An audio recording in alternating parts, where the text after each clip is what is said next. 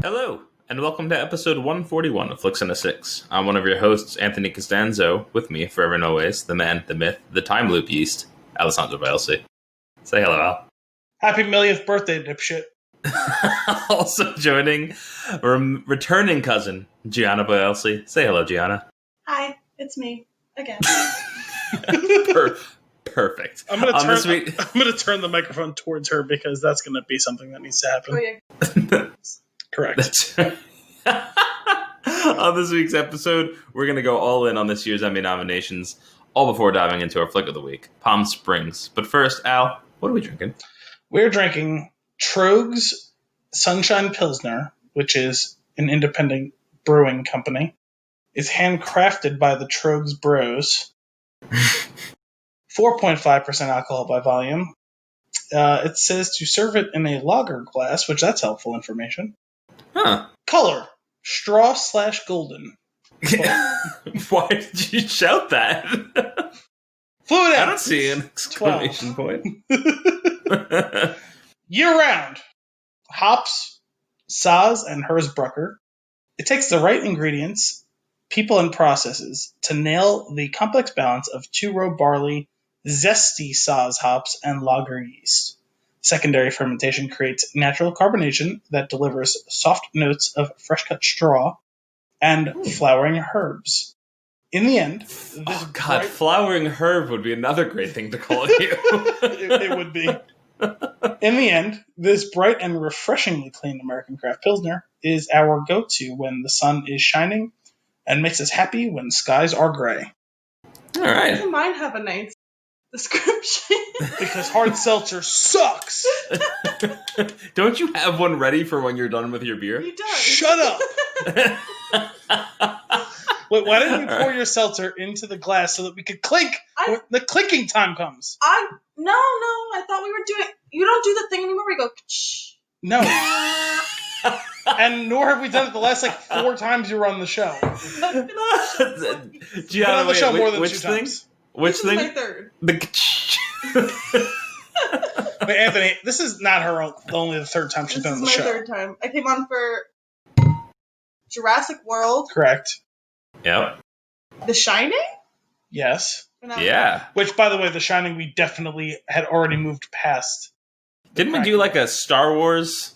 Absolutely not. There's no Something or other? Star Wars. No, she wasn't here for a Star Wars. She was definitely on for those 2. I feel like this is your 4th. This is at least her 4th. There's another one I'm missing in there. You keep trying to tell me that I was on for Spider-Man, but I wasn't. You were. I wasn't. Oh, yeah, you were on for Spider-Man. You both say that. Why do I have a recollection of being here? Well, your recollection has nothing to do with whether or not you were on the show. But you went to the movie with me. Wasted. I went to a good amount of these movies with you, though, but I didn't come on for a lot of them. Or no, did you come on for the Birds of Prey? Oh. You definitely came on Birds of Prey. There was Birds of Prey. Which was our last theatrical release that we've done on So the show. sad. Oh, God. I jinxed it. So sad. Gianna ruined the world. I ruined it. She ruined the Cheers, world. let's try this Pilsner, shall we? Cheers. Gianna's drinking it truly. Truly lemonade. This is definitely a Pilsner. That's what I would expect it to be. That's good. It's the blessing and the curse of a Pilsner because this is exactly what I expect it to be, and I have nothing more or less to say about it. That's right. 2 thuckles. The fingers on the glass. Oh, gee, wait. You know, since the last... Scratching the fingers on the glass. See, now that you mentioned fingers, that's exactly what I wanted to talk to you about. We've changed our grading scale. It's no longer 2 thumbs down, 1 thumb down, no thumbs, 1 thumb up, 2 thumbs up. The grading scale is now split into thuckles. What are thuckles? It's the knuckle of the Half thumb. thumbs. That's just a knuckle. Well, no, but if you only put up half a thumb... I would never do that. Yeah, but if Anthony were to put up... Because he likes the half... He hates the half point when we're grading the movies, but he loves the half point when we're grading the beers. That's a fact. We decided that half of a thumb up to the first knuckle of the thumb is a thuckle. Right.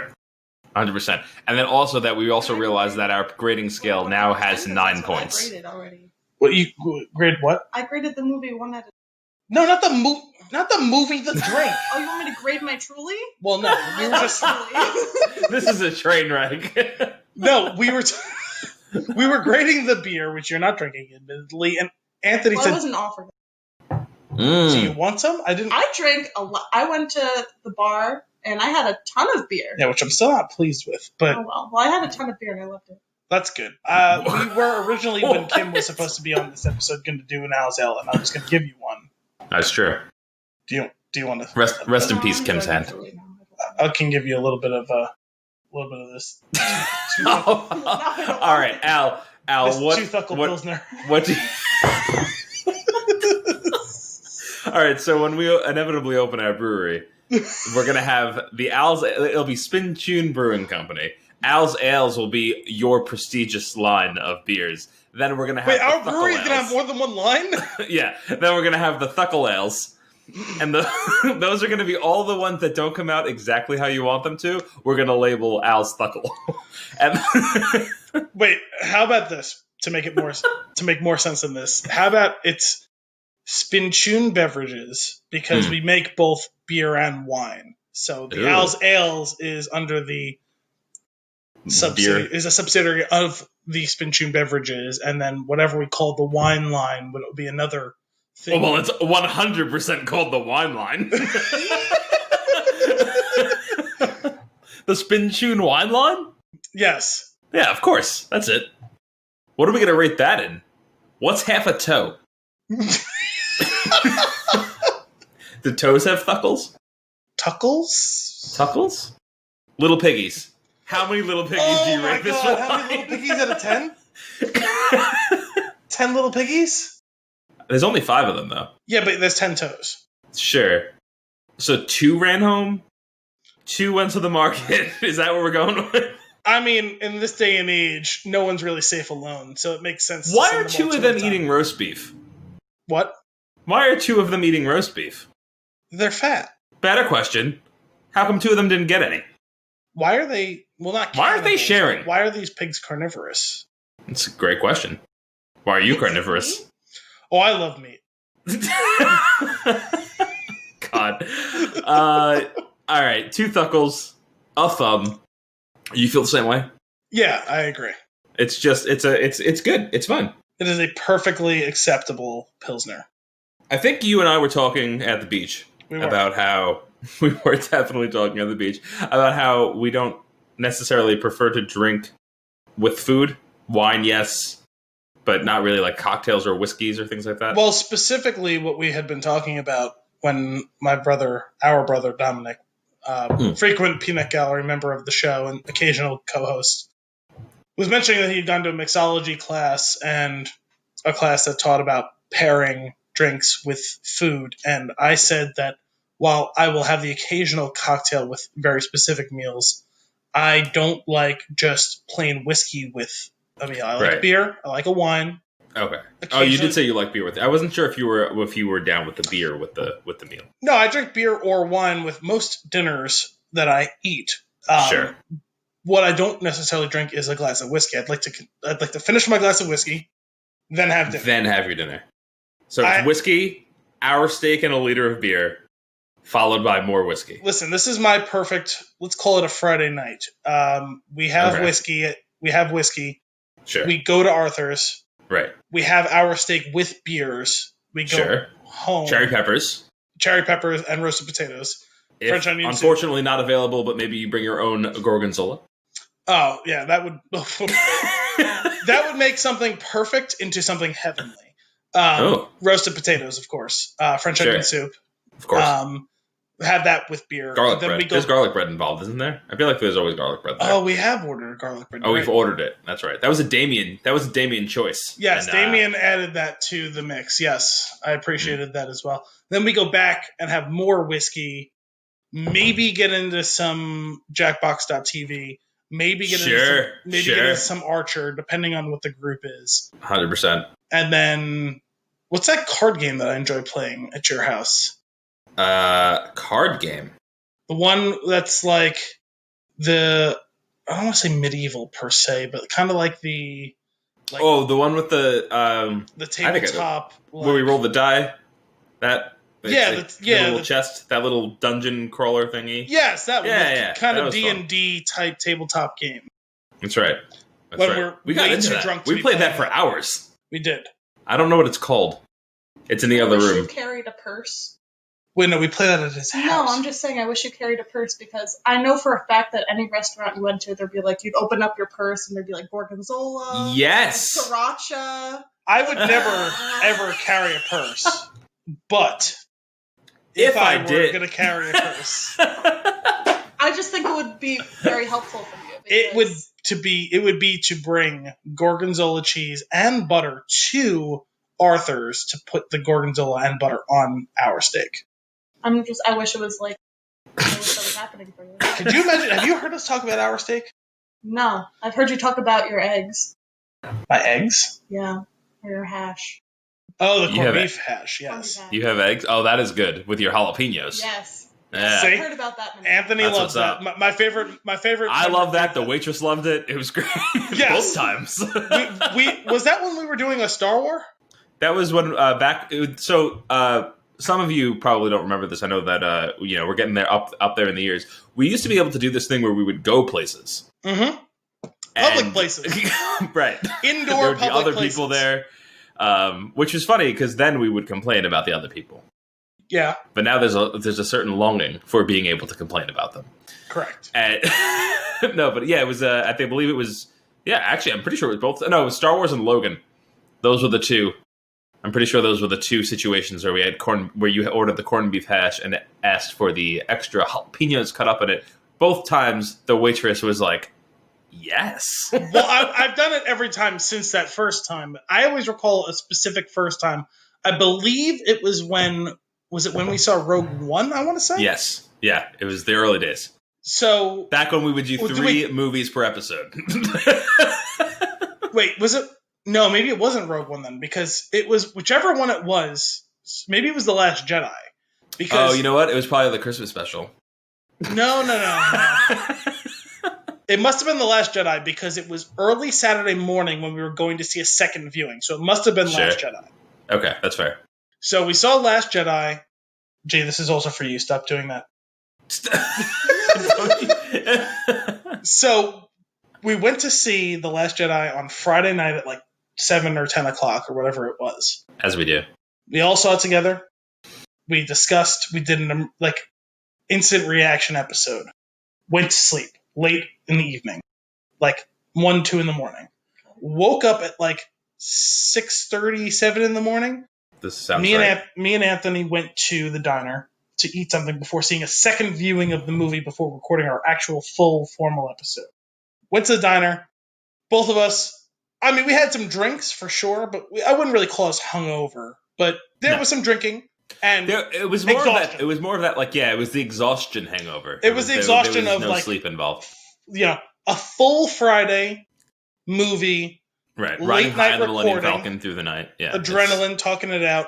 Wake up after like 4.5, 5 hours of sleep, and then we went to the diner in the morning quite early. We were both groggy. Ordered coffee before she could even ask. And then she comes back for food orders, and we're sitting there, and I let Anthony order, and he orders what he was ordering. I don't remember what it was. Usually you order some It sort was of not omelet. nearly as memorable. Usually you order some sort of omelet. I know you've ordered a Western omelet a few times. I usually go Western with chi. Yeah. That's So I'm going to order my standard diner order, and it's, 2 eggs, corned beef hash. scramby eggs. Yeah, 2 eggs scrambled, corned beef hash, rye toast, which always got to be what you go with. Mm. And she goes, okay. And she was like, I was like, hang on a second.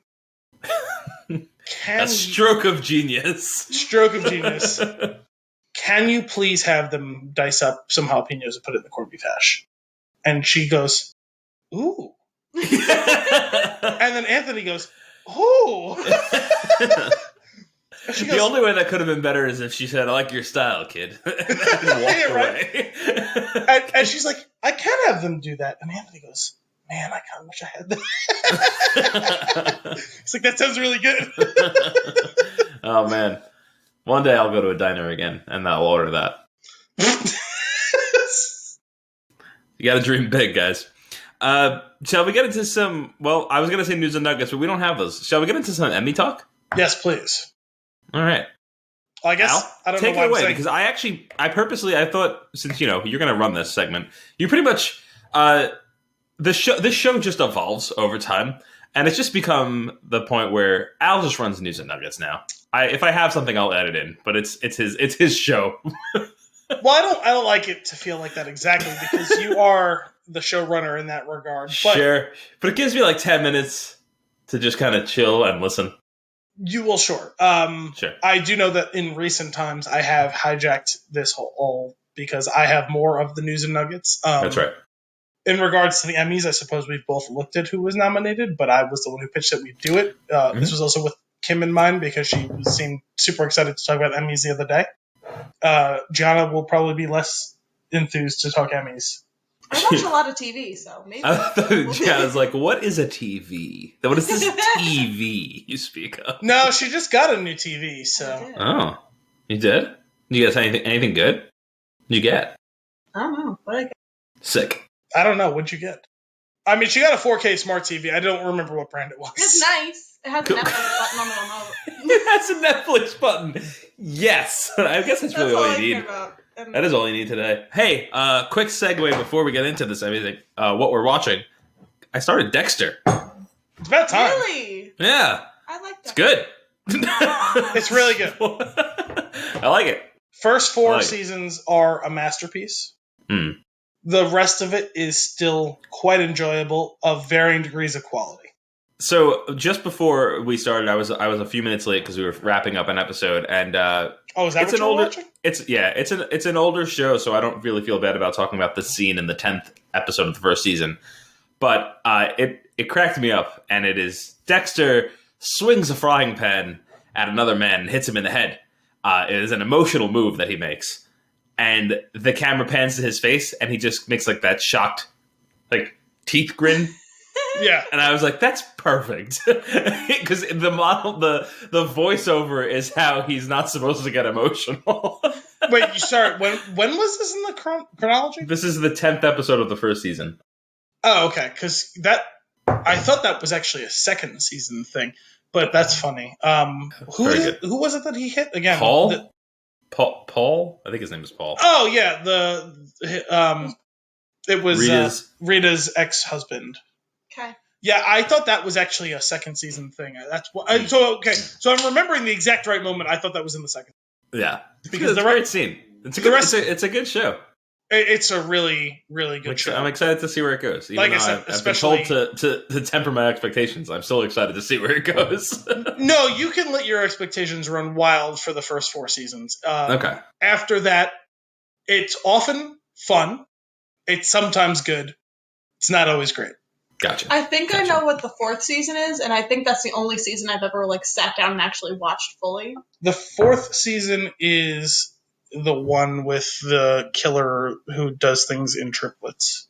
Yeah. So there's this weird phenomenon while I've been watching it where there are entire episodes that I've seen, but I never watched the show. Oh, it's funny because I thought when we have talked about it in the past that you said you have never seen any of it. I didn't think I had, and now I'm trying to figure out when it was, because I've seen things to the point where I was like, a certain character is introduced for the first time very briefly, and I'm like, I know he did it, and I don't know why. Well, and then Kim has watched the whole show. she has, but it was years ago, and she was living at home at the time. So the only thing that I could think of is that maybe my old roommate was watching it and I was in the room. Oh, is Michael Warren a Dexter fan? I don't know. I'm going to have to ask him. But so far there's been 2 to 3 entire episodes that I remembered the whole thing. In the first season. In Interesting. the first season. Very bizarre. And it's not like the first episode. It was like the 4th, the 7th, the 9th. I don't know why. Very bizarre. Yeah, Anyway. that is kind of random. It's funny. The first season is great. It's also the season that Dexter is the hardest character to actually get a good hold on because he's not really a human being in the first 6 episodes of the first season. Mm-hmm, Which, to be fair, he is an intelligent psychopath, so he's technically not exactly a normal human being. Oh, man, there's that whole scene where he's in the therapy session and he confesses, and that got me. I think that's when he becomes a character. That's the one with what's his name? Who plays that therapist? The therapist, the killer. He directed the previous episode. Really? And he is also the president in Scandal. Well, I wouldn't know that, but he was. I have random facts for you. Would you like some more? He was the bad guy in Ghost, and he was also the voice of Tarzan in Tarzan. Oh, yeah. Yes, that one. I can't remember his name, but that's him. Cool. Yeah, that was a good episode. He's the one who was forcing his patients to kill themselves, right? Yes. Mm-hmm. Yeah, that's him. Gentle nudging. Not a gentle nudging. A nudging. A pretty forceful nudging. A pretty forceful nudging. They have a very high he killed his rate patients. Themselves, so. All right, let's get to these Emmy nominees. What do we got? Okay, so we're probably not going to go through every one of these categories because there's too many of them and they don't all matter. So I will just omit the ones. One within these first. It's like Whose Line? What'd you say? I've only watched one. Oh, fair enough.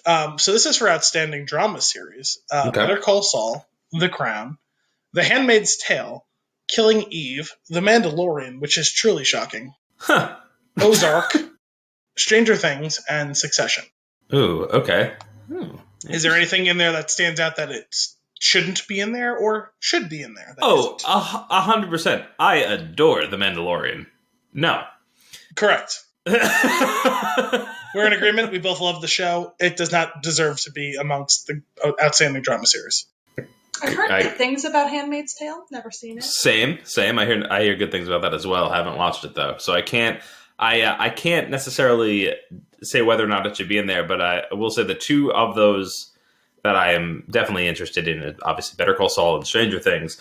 Until you said Stranger Things, for me it was hands down Better Call Saul. But I really like Stranger Things. I love Stranger Things. Do you watch it? Yeah, I do not.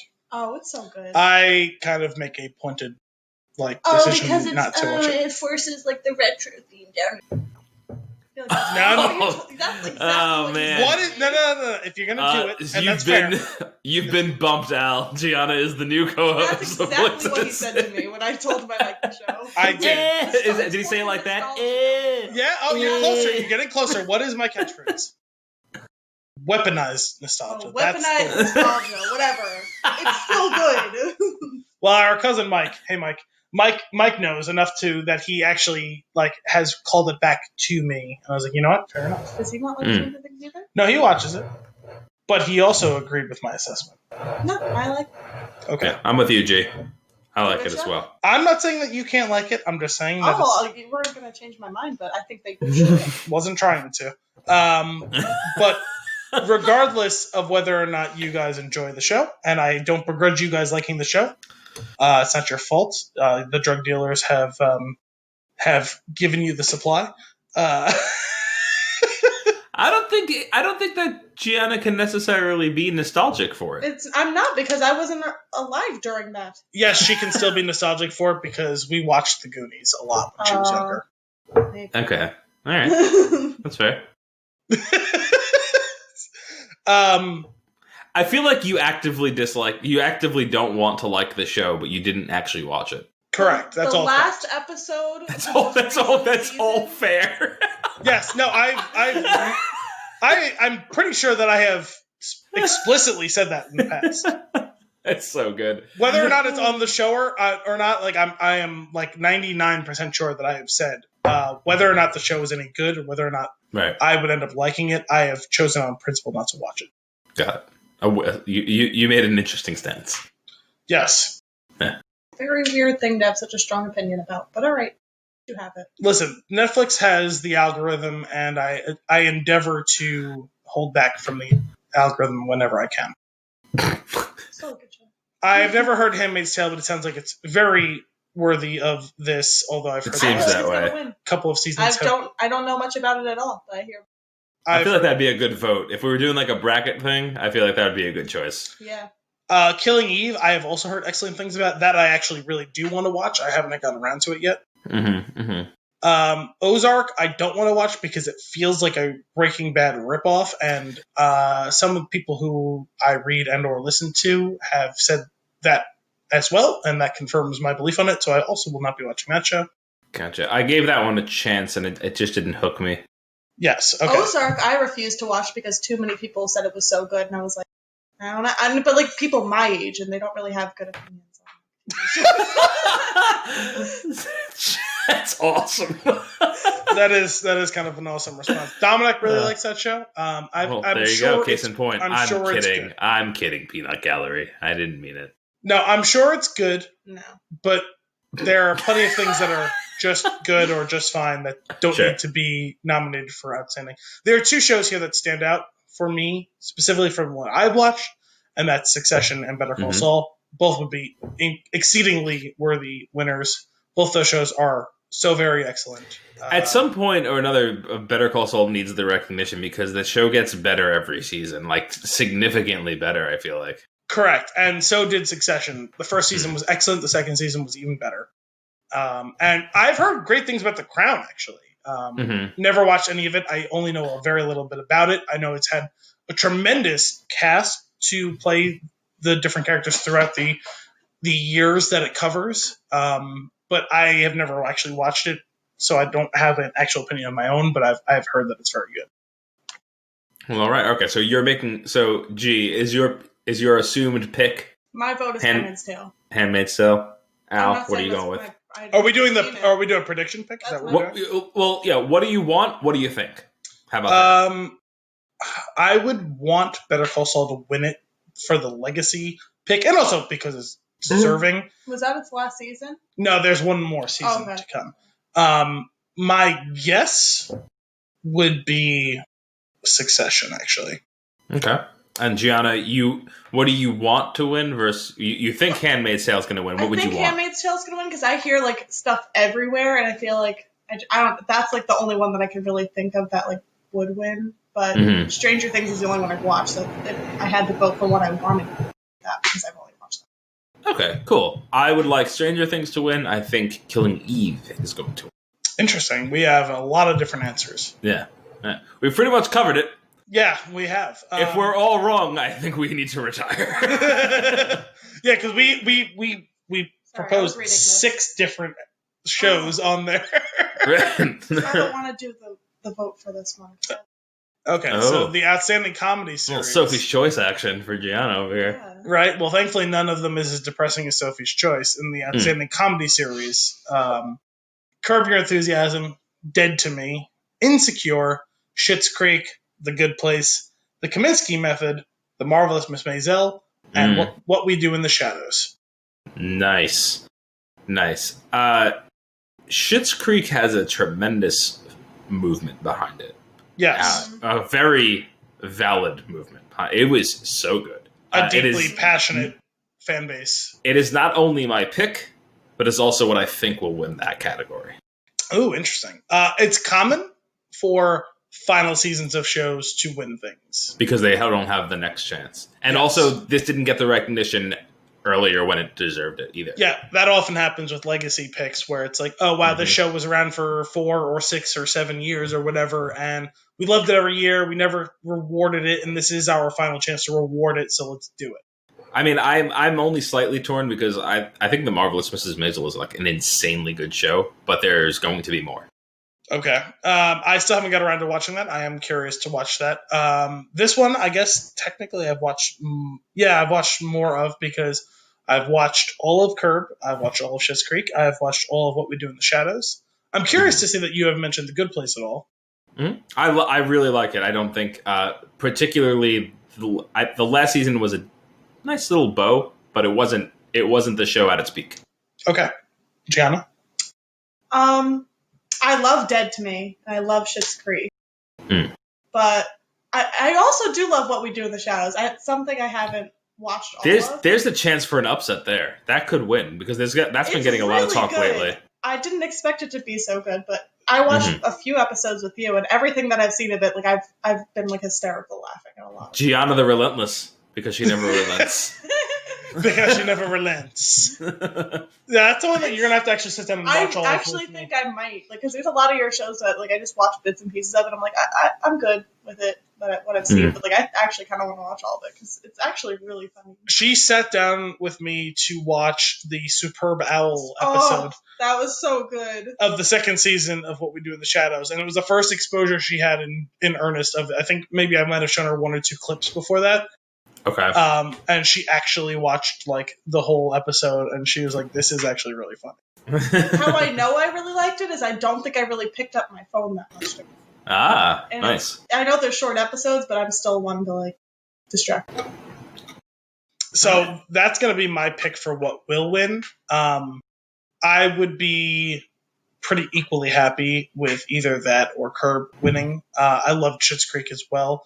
It's funny because the very finale of that final season, the last like 2 or 3 episodes, like they were good, but I don't know why it didn't like 100% click and resonate for me. It was good. Final season was good, but it just felt a little rushed at the end for whatever reason. Maybe it was because they like kind of fast forwarded at the end through the wedding. Okay. It felt like Schitt's Creek. Oh. Did I not finish that? You didn't. Oh. You did not watch the final season yet. No. I think I actually the other day I tried to, and then I fell asleep. Not saying that it's not good. I can fall asleep. I've heard Insecure is really good.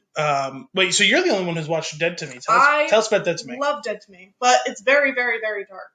Oh, Kim watched that. That's the one with, is it Christina Applegate and Linda Cardellini? Yes. Cardellini. Yeah, very she good. liked that show. I think she liked that show and then saw what category it's in and she went, what? I forget that it's a comedy just because it is so dark. Yeah. But, like, it is also really funny, but I feel like I would have done. Because is it a comedy drama? Is that what it is? Dramedy? A dramedy? Mm-hmm. Well, I think I would have done better in drama. I don't know. I obviously have never seen it, so I can't speak to it. But it's really, really good. That was like one of the shows that like when it got put out on Netflix, like the next day it had already gotten like confirmed for another season. Yeah, Netflix tends to do that. They kind of usually know ahead of time what they're planning on renewing or not. It was really good though. I liked it. But this feels like a pretty strong category overall. I would really root for What We Do in the Shadows. That show is really impressive for what it's been the first 2 seasons. It's incredibly clever in how stupid it is. Mm-hmm. It's just a good time. My vote goes to Schitt's Creek because like cool. that is very underrated for like such a long time. Yeah, because you hadn't heard of it for a long time. I was aware of it at the beginning. I just didn't realize how popular it was at first. I didn't realize that was going to be any good. Mm-hmm. Cool. So next we have Outstanding Lead Actress in a Comedy Series. Christina Applegate in Dead to Me. Rachel Brosnahan in The Marvelous Miss Maisel. Linda Cardellini in Dead to Me. Catherine O'Hara in Schitt's Creek. Issa Rae in Insecure. And Tracy Ellis Ross in Blackish. That's tough. They have the 2 leading ladies going. We're going to see a lot more of that later because I think it's supporting actor for a drama series. Succession has 3 actors. Oh my god. This one's tough. Rachel Brosnahan kills it in that show. And I'd be totally satisfied with her winning. However, Moira Rose needs an Emmy. Herb Ertlinger's Fruit One.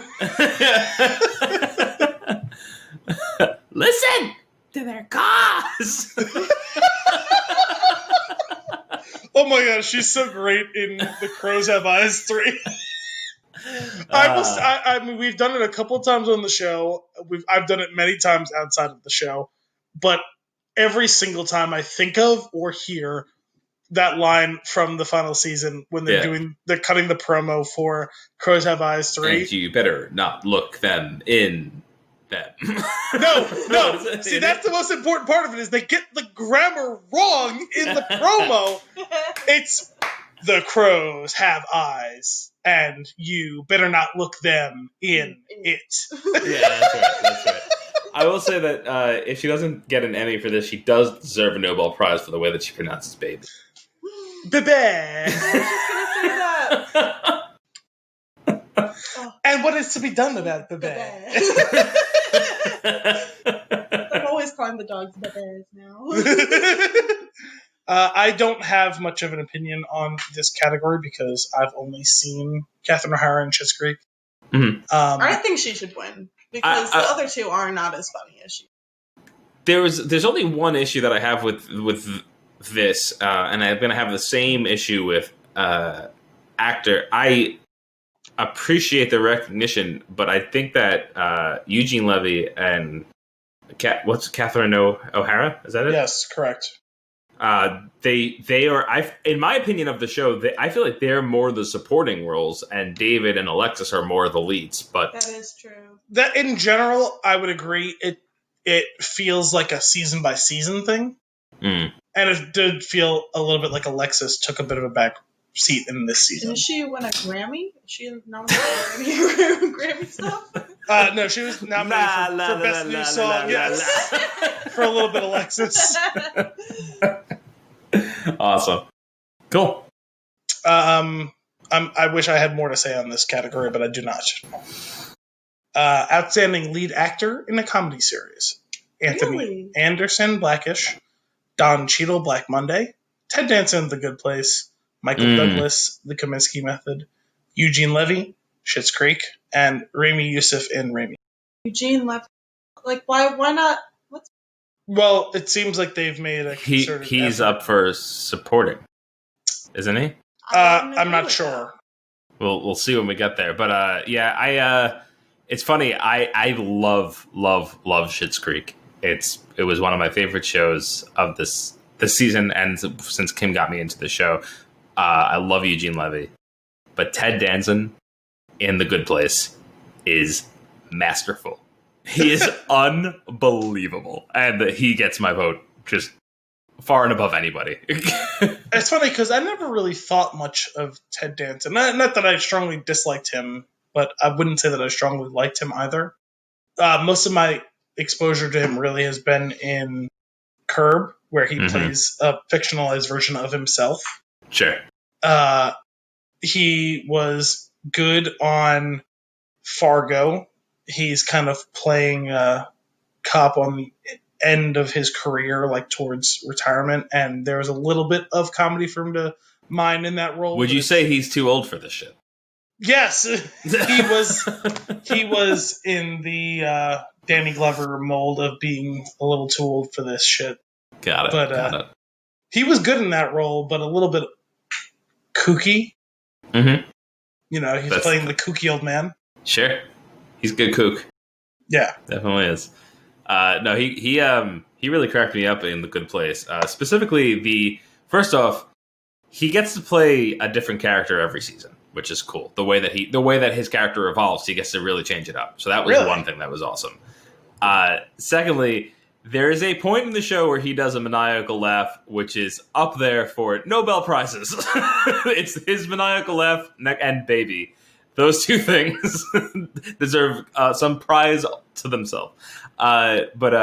He's just, there's just something super charming about him in that show, and he just delivers in every scene that he's in.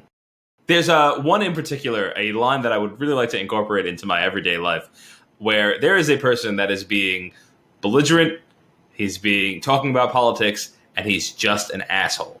And turns to Ted Danson's character and he goes, "Oh, I'm not part of this," and he walks away. And I just want to employ that in regular conversation.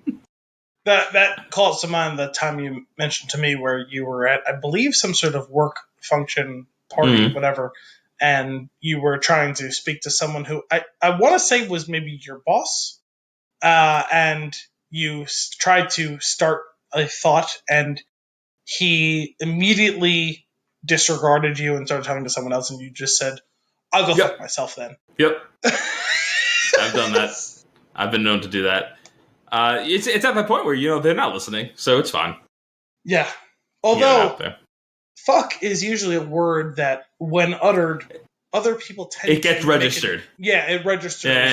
Yeah. Like, I want to know what's going on over there. Yeah. Mm-hmm. Yeah. I'm pretty sure it was the CEO of one of the companies I worked at. I mean, it's fine. You could be where you're at, but if you're an asshole, you're an asshole. So, there's that. I'm gonna. Well, sure. I'm gonna guess for this category that Eugene Levy wins it.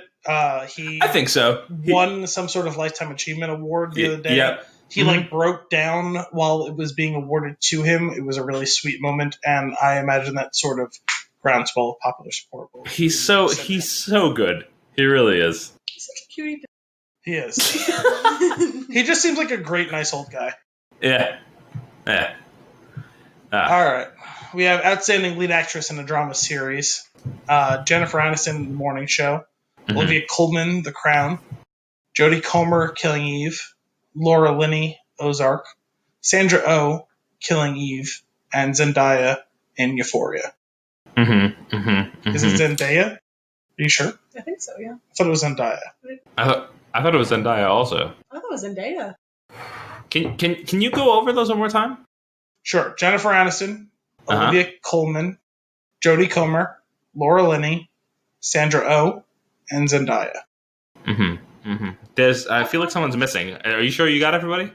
Well, I'm reading them. I thought you were going to pick up on this. Oh, yeah, sorry. Considering I have been amongst the forefront of the movement, sorry, you're absolutely correct. The fact that Ray Seahorn is again snubbed in this category. Again, I stress.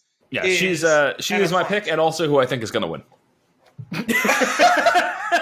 Yes, the write-in candidacy will be strong. It is actually at this point an active running joke. I can't claim that the nominating body of the Emmys is a part of the joke because there's just no possible way. She has transcended the only way to make it that they're a part of the joke is if they have her present the award. I have to imagine she wouldn't. So Ray Seahorn plays Kim Wexler on Better Call Saul. Oh, okay. She is incredible. She has been incredible for 4 of the 5 seasons of the show. In the first season, her not being incredible, in my estimation, is nothing to do with her own performance and just the fact that she was a bit part, kind of like a supporting actress. And because she has been so excellent and the character is so interesting and so integral to what's going on in the show, she has become so important to the point where she is now one of the main characters. When she is the show about you? Well, to the point where me and Anthony have discussed that the show is actually about her, as Anthony recalled when the most recent season ended. My call before that season started that this show was actually going to be about her breaking bad, and it does seem to have been paying off that way. She is excellent. Yeah. Yes in the majority of the show, but hell yes in this last season. Yeah, well, I mean, fine first season, small role, very good seasons 2 and 3, excellent season 4, even better season 5, and for her to not be in this list, I mean, it feels like kind of a joke that Jennifer Aniston was nominated for this. I did want to watch that show. I never watched the show, to be fair. What I heard about the show was that it wasn't particularly great. It was a show that was trying so very hard to be prestige just to get Apple TV the notoriety. Right. And so it doesn't feel fair to hold that against her. Maybe she was great. I don't know. I've never really thought of her as a great actress. She's fine. She feels like the obvious choice to knock off this list for Ray Seahorn. Olivia Colman, obviously excellent, won an Oscar last year or the year before, whenever it was. Sure. So she's always on the list. I feel like she's just got a permanent slot on nomination lists. Yeah, for the last 2 or 3 years. So I'm just going to assume that her nomination is justified. Sure. Jodie Comer and Sandra Oh have both been receiving a ton of critical praise since the start of Killing Eve. So again, whether you want to call it legacy or not, the two of them, I just assume that they are warranted to be on this list. I've heard Laura Linney is great in Ozark, and so that's great. And our own friend of the show, occasional co-host, Gary has raved about Zendaya. I've heard really good things about Euphoria, but I haven't gotten around to it. Same. I've wanted to watch it. So, again, I am inclined to leave her on there. In general, I'm kind of a fan of what I've seen of her so far. Same. No, I'm just talking about my gut feeling that I have no reason to have. Yeah, she's not going to win. Well, I'm just talking about people who on this list who deserve to be on this list. But furthermore, though, really good. Yeah, as if I. But furthermore, I am pretty sure that they can extend up to 8 nominations. So why is Reese Silhorn not on there? Oh man. Well, I guess if you're, oh god, I'm making a lot of noise. If you're, if I'm forced to pick from this list, because I do think that she should have been on it and should win, but I haven't seen the show, but I do. I agree. I also like Zendaya. Again, not sure. This is a Godot situation. Am I crazy? We need a YouTube video. So she'll be my pick for who I want to win. But I do think that Sandra Oh will probably take it. Interesting. I've heard she's been really great. I'm gonna go with her to win. I do really want to watch that show. I almost started it a few months ago, and I ended up picking something else in its place. It's still amongst the top of my queue to watch in the coming months. I don't really have anything else new until Fargo finally comes out in September, I want to say. Okay. Outstanding lead actor in a drama series: Jason Bateman, Ozark; Sterling K. Brown, This Is Us; Steve Carell, The Morning Show; Brian Cox, Succession; Billy Porter, Pose; and Jeremy Strong, Succession. Do you still watch This Is Us? I do. I really like him. I don't think...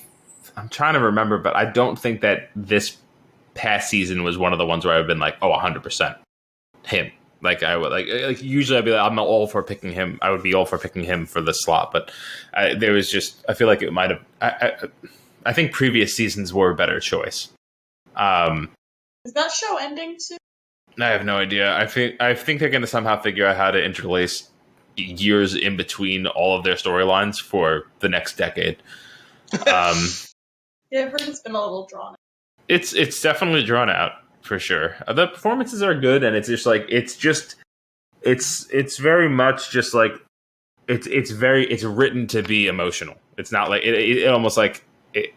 Yeah, I heard it's like written to make you cry. Like it's and it's almost like it's the opposite of like a cheap scare in a lot of ways. Like it's like basically it's the tug on your heartstrings version of a jump scare. Yeah. The entire show, which is fine. It's still good. There's some good story in there. I'm compelled to continue watching it. It's just not it. I don't know. It's not honest as a TV show. I feel like I don't know. It's funny because for the first couple seasons of that, my mom loved that show, and she's been turned off in recent years. Yeah. She said exactly what I said. She said, I feel like I'm just being like forced to cry. Yeah. It's like drawn out. I get that. I don't know. I don't watch it, obviously. I don't watch it either, but I just from it definitely does feel a little drawn out. I've seen bits of it when my mom's been watching, and in general, Sterling K. Brown seems to be a strong performer. I don't know about this. Oh, he's fantastic. Because I don't think she watched any of this season, or if she did, she didn't watch it when I was around. Mm-hmm.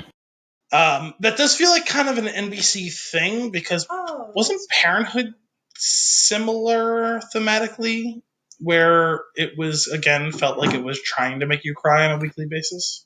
Yeah. I think there's something to Parenthood, though, where it's like it's a continuous story.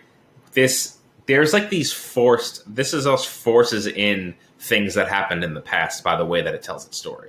Yeah, I know that there's a whole thing with kind of an almost How I Met Your Mother-esque situation of, past, present, future, or whatever.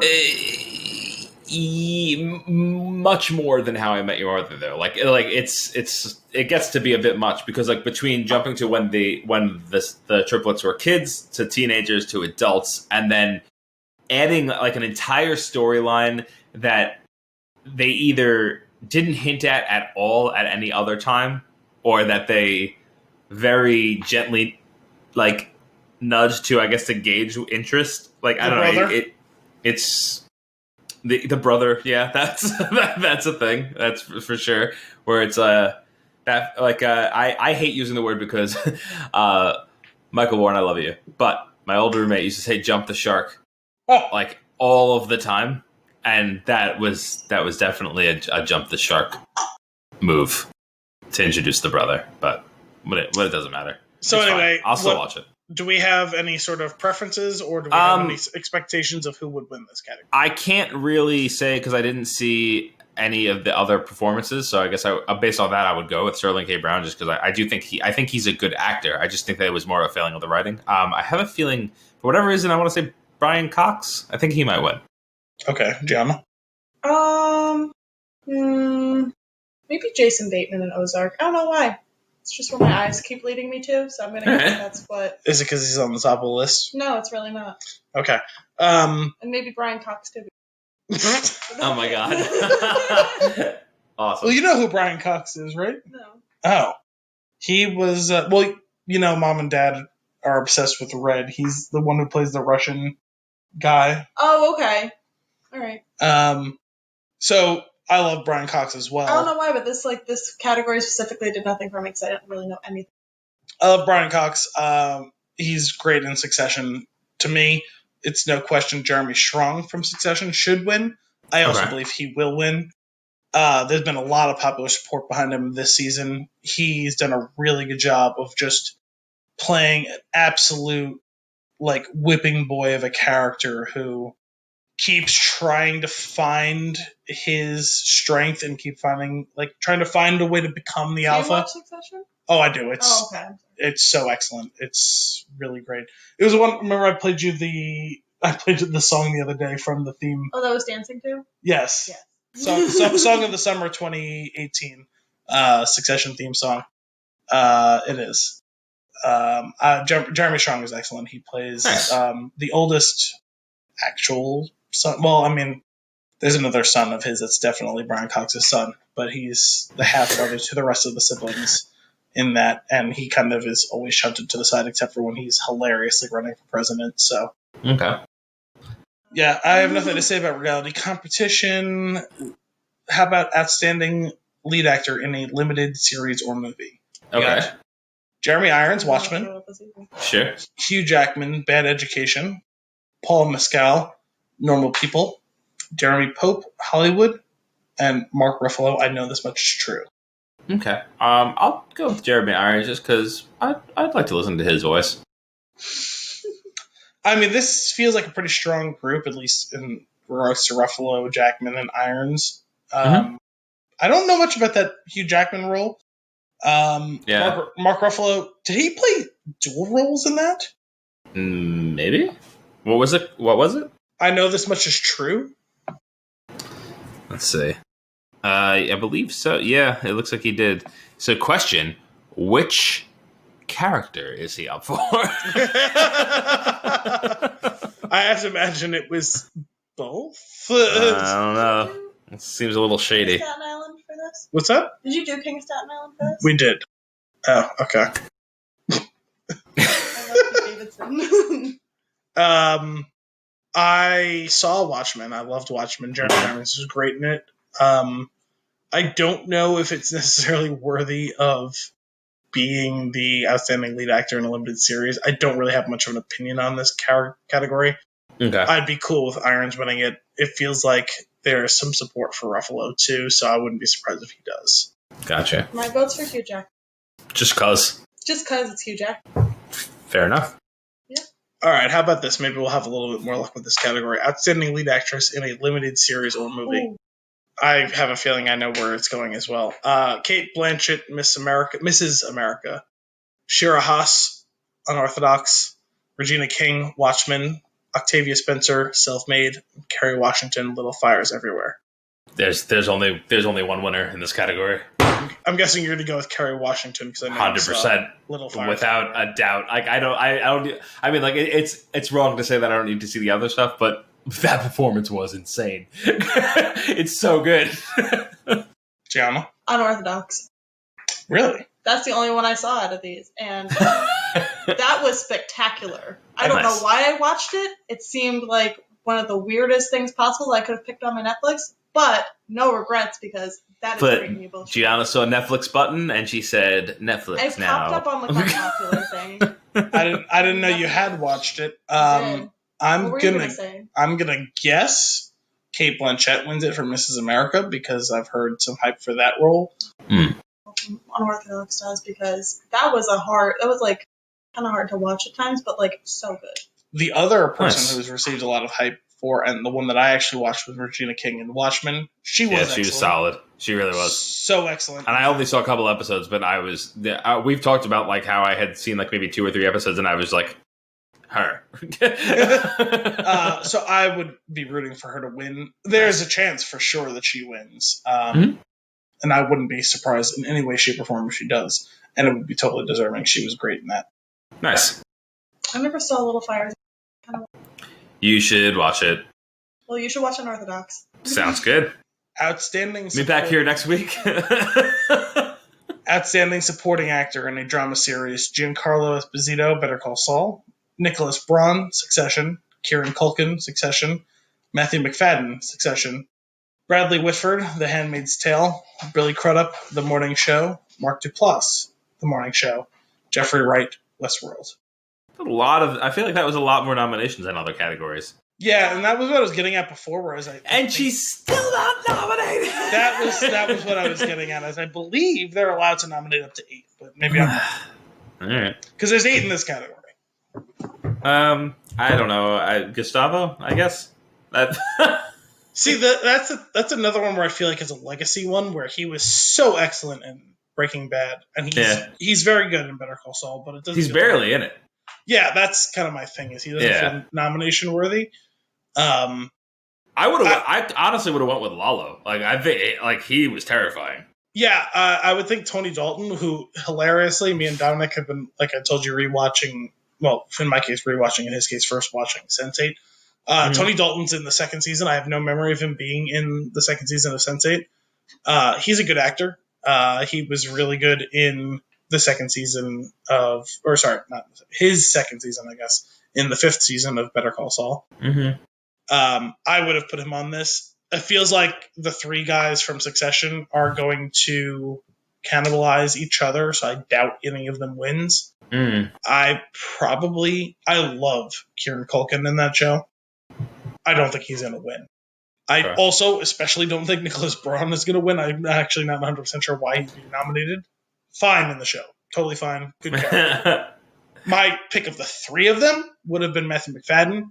As Tom, he's really good. He ends up having some really funny lines in the show. It's a very, very, very dark comedy. He has one of the standout performances in a late episode in this most recent season of Succession. But the 3 of them are going to cost each other, I'm going to guess. Kieran Culkin threatened to kick Nicholas Braun in the dick if Nicholas Braun wins. Nice. I've heard really good things about Bradley Whitford. I'd be really surprised if Billy Crudup or Mark Duplass wins. It's hard to picture Pete from The League winning that standing drama role. I know he's been in some dramatic roles. Yeah. Jeffrey Wright also feels like a legacy thing. I never saw the 2nd or 3rd season of Westworld, but he was very good in the 1st season. I have no strong feeling for this, which means I'm going to pick Bradley Whitford. All right. He's a good actor.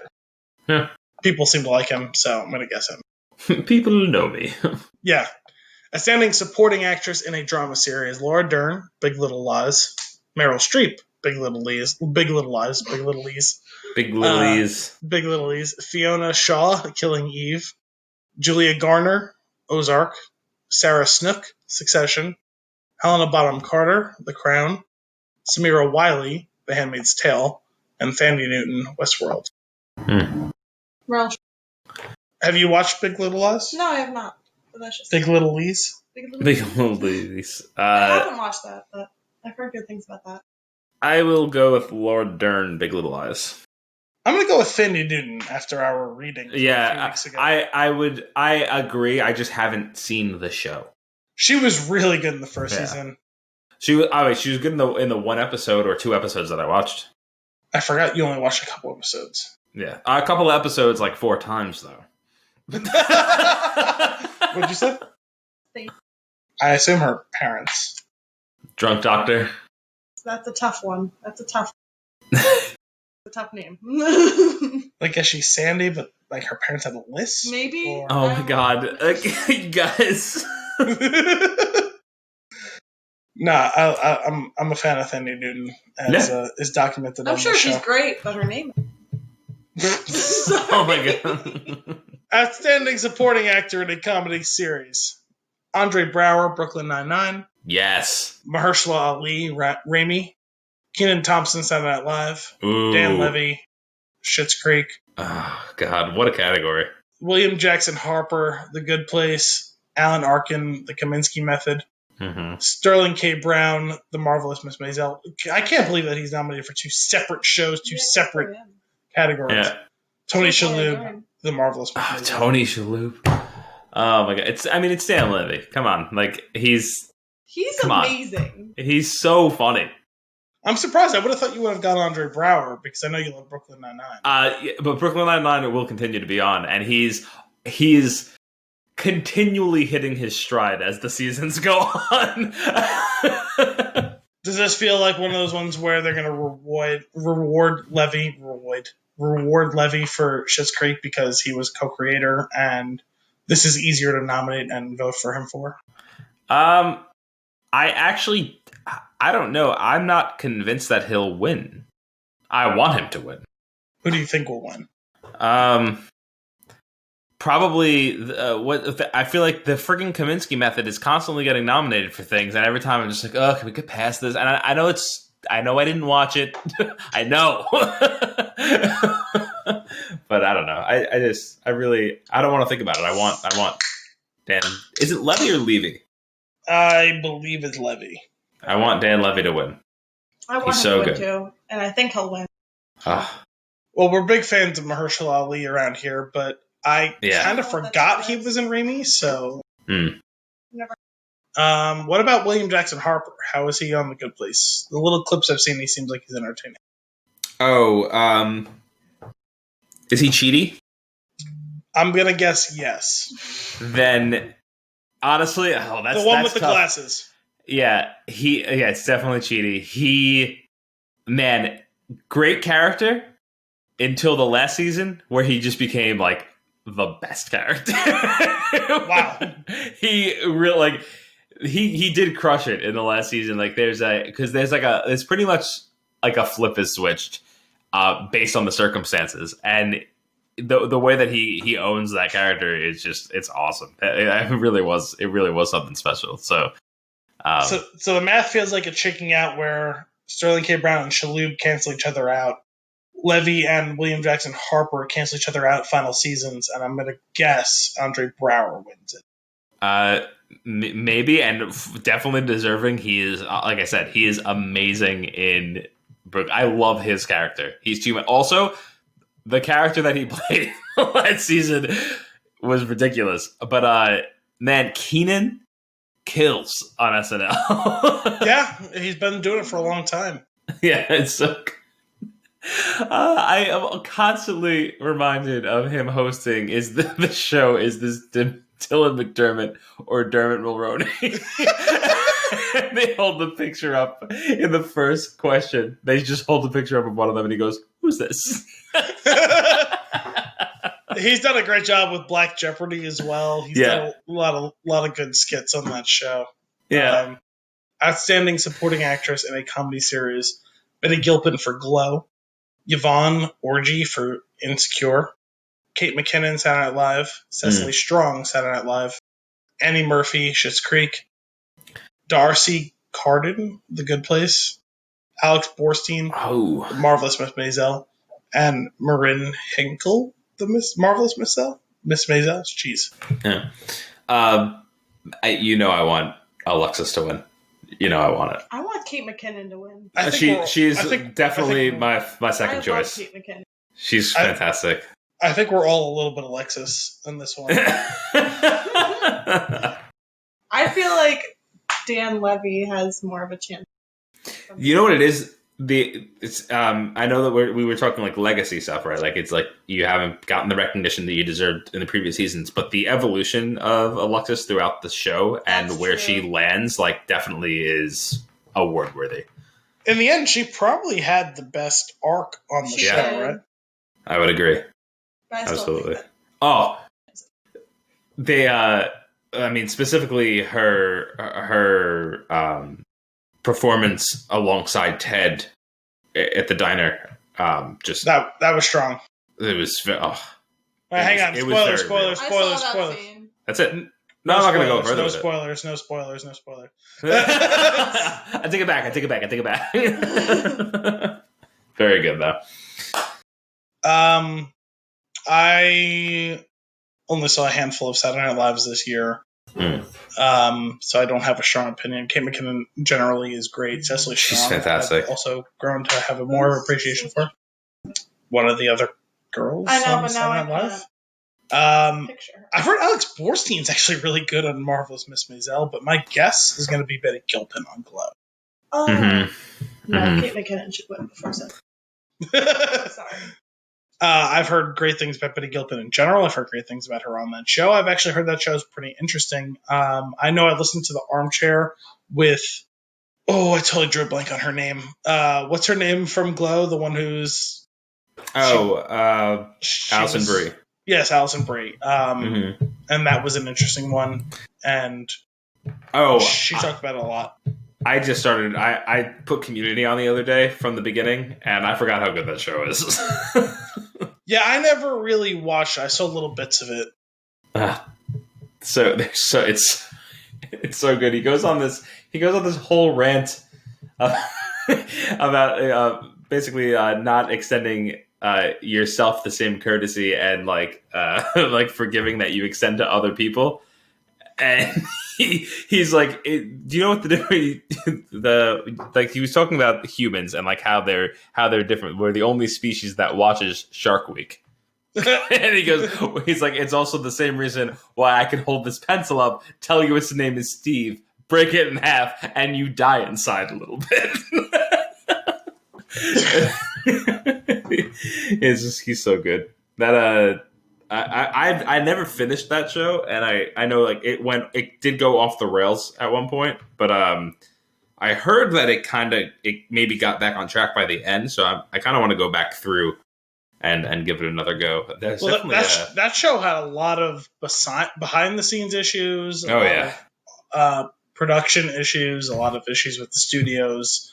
Obviously, being canceled and renewed would be an indication that it had issues with all of the production stuff. So it was a weird one. It did spawn a lot of excellent careers, obviously. Donald Glover went on to be all that he is. He got to be in Star Wars and Spider-Man and have a tremendous rap career, it seems. What's his name? Joel McHale is Joel McHale. Sure. Alison Brie was on that and Mad Men at the same time, I believe. She's gone on to be great in BoJack, and now she's on Glow. Chevy Chase. I think enough said there. Ken Jeong, all that fun stuff. It's an interesting show. That's where I was introduced to Yvette Nicole Brown, and she's so funny on that show. And then I was like really hoping that I could have continued to watch Talking Dead with her as the host, but I guess that wasn't going to happen. It's funny that's where you were introduced to her, because I feel like me and Gianna and for sure Dominic were introduced to her with Drake and Josh. And she was the manager at the movie theater. Helen. I wouldn't remember her name, but she was Josh's boss at the movie theater. Oh yeah, that is 100% right. Awesome. It's a weird and considering you and I are only you're like 18 months older than me, it's a funny divide. Yeah, it wasn't a show I watched so much as like I often watch it when Dominic was watching it, but still.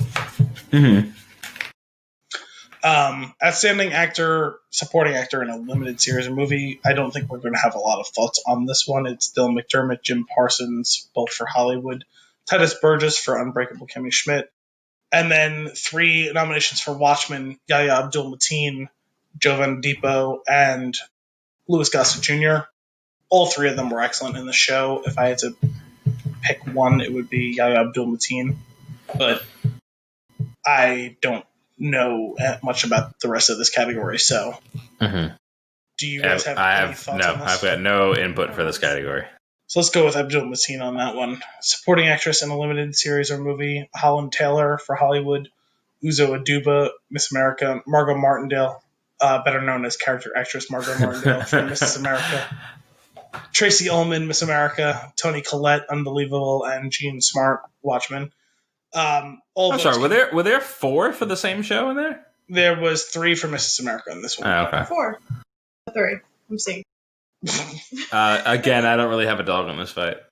I don't either. Jean Smart was excellent in Watchmen, but all votes should always go to Margot Martindale, so that's enough on that one.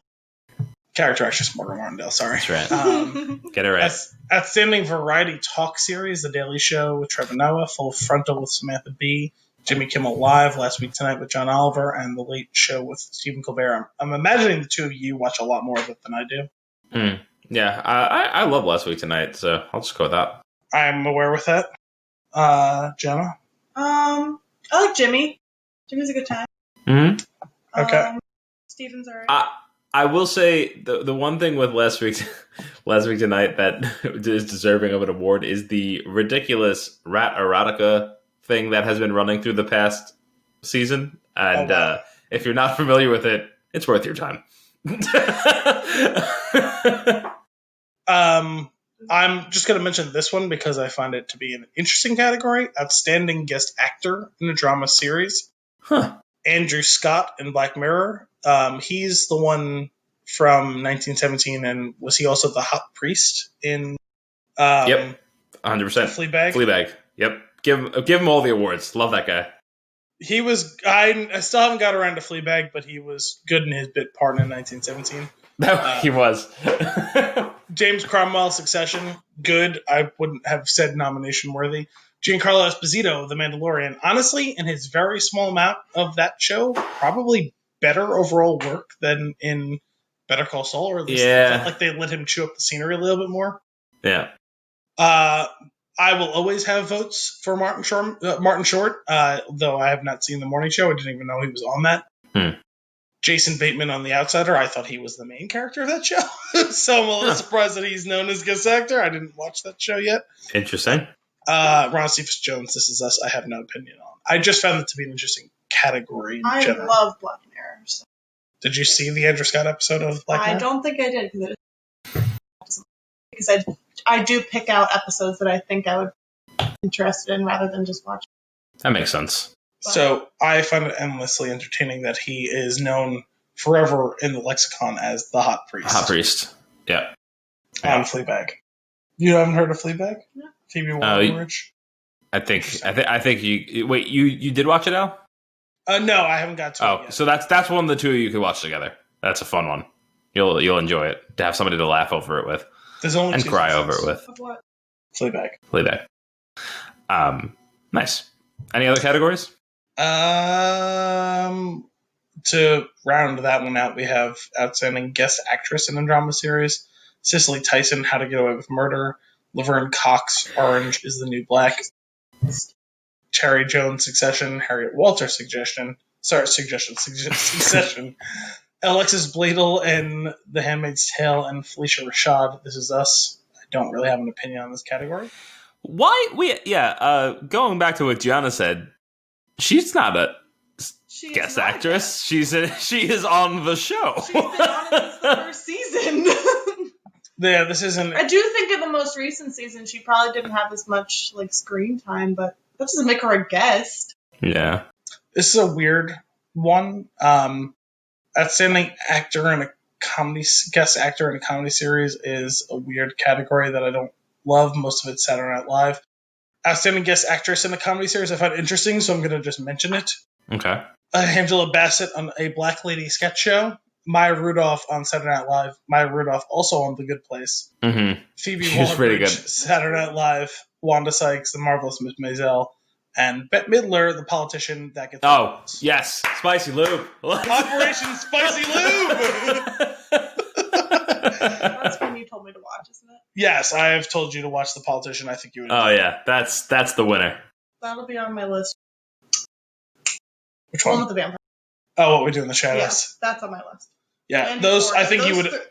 Those three are... I kind of want to get around to Euphoria. I think you would... Too. I genuinely think you would enjoy those first two for sure. Yeah. I can't speak to Euphoria. A lot of people my age have said they liked it, and I've heard a lot of people more. Talking about Euphoria? Yes. So... Gary a lot loved of my Euphoria. Friends, a lot of my friends like Euphoria, and I'm like... Oh, wow. It's a bad taste.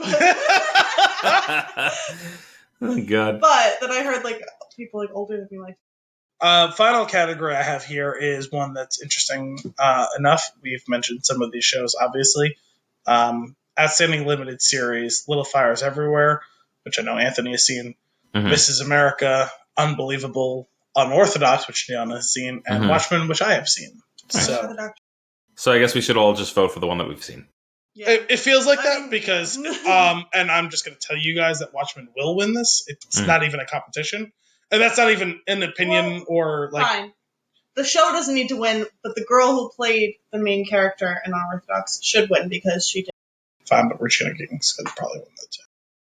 They have my vote, and that's all that matters. Well, considering everyone in the world is trying to, kidnap Damon Lindelof and force him into doing a second season of Watchmen, and he's refusing to because that's the only story he had to tell, I'm just going to assume it's going to win based on the back of that. Mm. Yeah, maybe. And also because it was truly excellent. I wouldn't be surprised. But. I do know that Little Fires Everywhere, though, has been generally considered excellent. Yeah, so, it is something special, but it's really well executed. I don't think. This is so sad, Gianna. Now that I think about it, I've heard a lot more about No. it. It's just because I watched it that I'm like, it should win. Which, there's definitely been some of that bias for all three of us during the course of this. But it was so good. I'm sorry. I'm going to stop. Awesome. Well, all right. So there's our Emmy nominees, picks, and theories. When is that? Sometime in September, I think. Well, I think I'm going to be Great. watching it just because Well, listen, I only ever keep track of when the Oscars is because I usually go to your house and we do the Oscars together. For Flix and Whisk. We have Flix and a Whisk the week before it. I don't keep super close attention to the Emmys other than when they are snubbing Reese Seahorn. So Sure. Sure. All right. Well, with that, let's get into some fun games, shall we?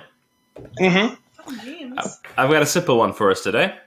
We might have done one similar to it, but it's okay because we have two of you now. And it goes in line with our movie for this week. So, which streaming service are you? Oh. All right. So, what are you doing on a Friday night? Partying, hanging out with my friends, date night, watching movies. Is this pre or post-pandemic? I'm thinking Pre-pandemic. Hanging out with my friends. partying. Nice. Pick an ice cream flavor. Vanilla, birthday cake, chocolate, mint chocolate chip. Mint chocolate chip. Mint chocolate chip. Ooh. All right. Where's your dream vacation? We definitely did this one. Hawaii, Paris, London, Bali. Bali. Hawaii. Really? Yeah. How would you friends describe you? Outgoing, flirty, sweet, or funny? Can I do you and you can do me because we're friends? That's awesome. I like that. You're funny. Oh, thanks. That's the one I would have chosen for myself. Yeah. For you, I was going to guess outgoing. I'd say that sometimes when I'm around my friends. What's your favorite movie genre? Action, comedy, horror, drama? Drama. Nice. Pick a photo. I'm not going to show you the photos, but I'm going to tell you what they are. Describe me then. You could share the screen with us temporarily. Flowers, balloons, beach, food. Well, you know my option. Food. That was mine. I don't know if it's yours. All right. Oh, interesting. I feel like you guys picked relatively close answers for the most part, but you get different results. I was saying, Gianna? You're Hulu. You're all about having good conversations. You're a realistic person, and you're careful about the company you keep. You know what I'm annoyed didn't get voted for anything? What? Dave. Oh, yeah. That was so freaking good. That was never going to get nominated. But it was so funny. Oh my gosh. That was an Sorry. oddly deep categorization of Hulu watchers, but regardless, Al, you're Disney Plus. You're fun. You're fun and you have a friendly demeanor. You're a kid at heart and you love to look at things in a positive way. You know, it's funny because most of the time when we do these and they're quizzes about like deep penetrating questions about me, I find that they end up I find that they end up being fairly obviously reflective of bits of me, but this one doesn't feel right. Mandalorian's on Disney Plus. No, I love The Mandalorian, but wait, read that again? Sorry. Hang on 1 second. Let me get back to that. Oh my god. Did I lose it? I didn't lose it. You're fun and you have a friendly demeanor. You're a kid at heart and you love to look at things in a positive way. I am definitely fun. I can definitely be a kid at heart. People do not find that I have a friendly demeanor. I find you. But you know me, and you've known me literally your entire life. Fine. No, I'm not saying that I don't appreciate the compliment, but it's not true of the experience. Not looking so friendly right now. It's not true of the experience of living my life in which people hate my face. They do. People hate my face, too. I know. You have resting bitch face. I guess I have resting bastard face. You're still a bitch. Relax. I have resting. It goes both I have resting male bitch face. Quote of the night. You're still a bitch. Relax.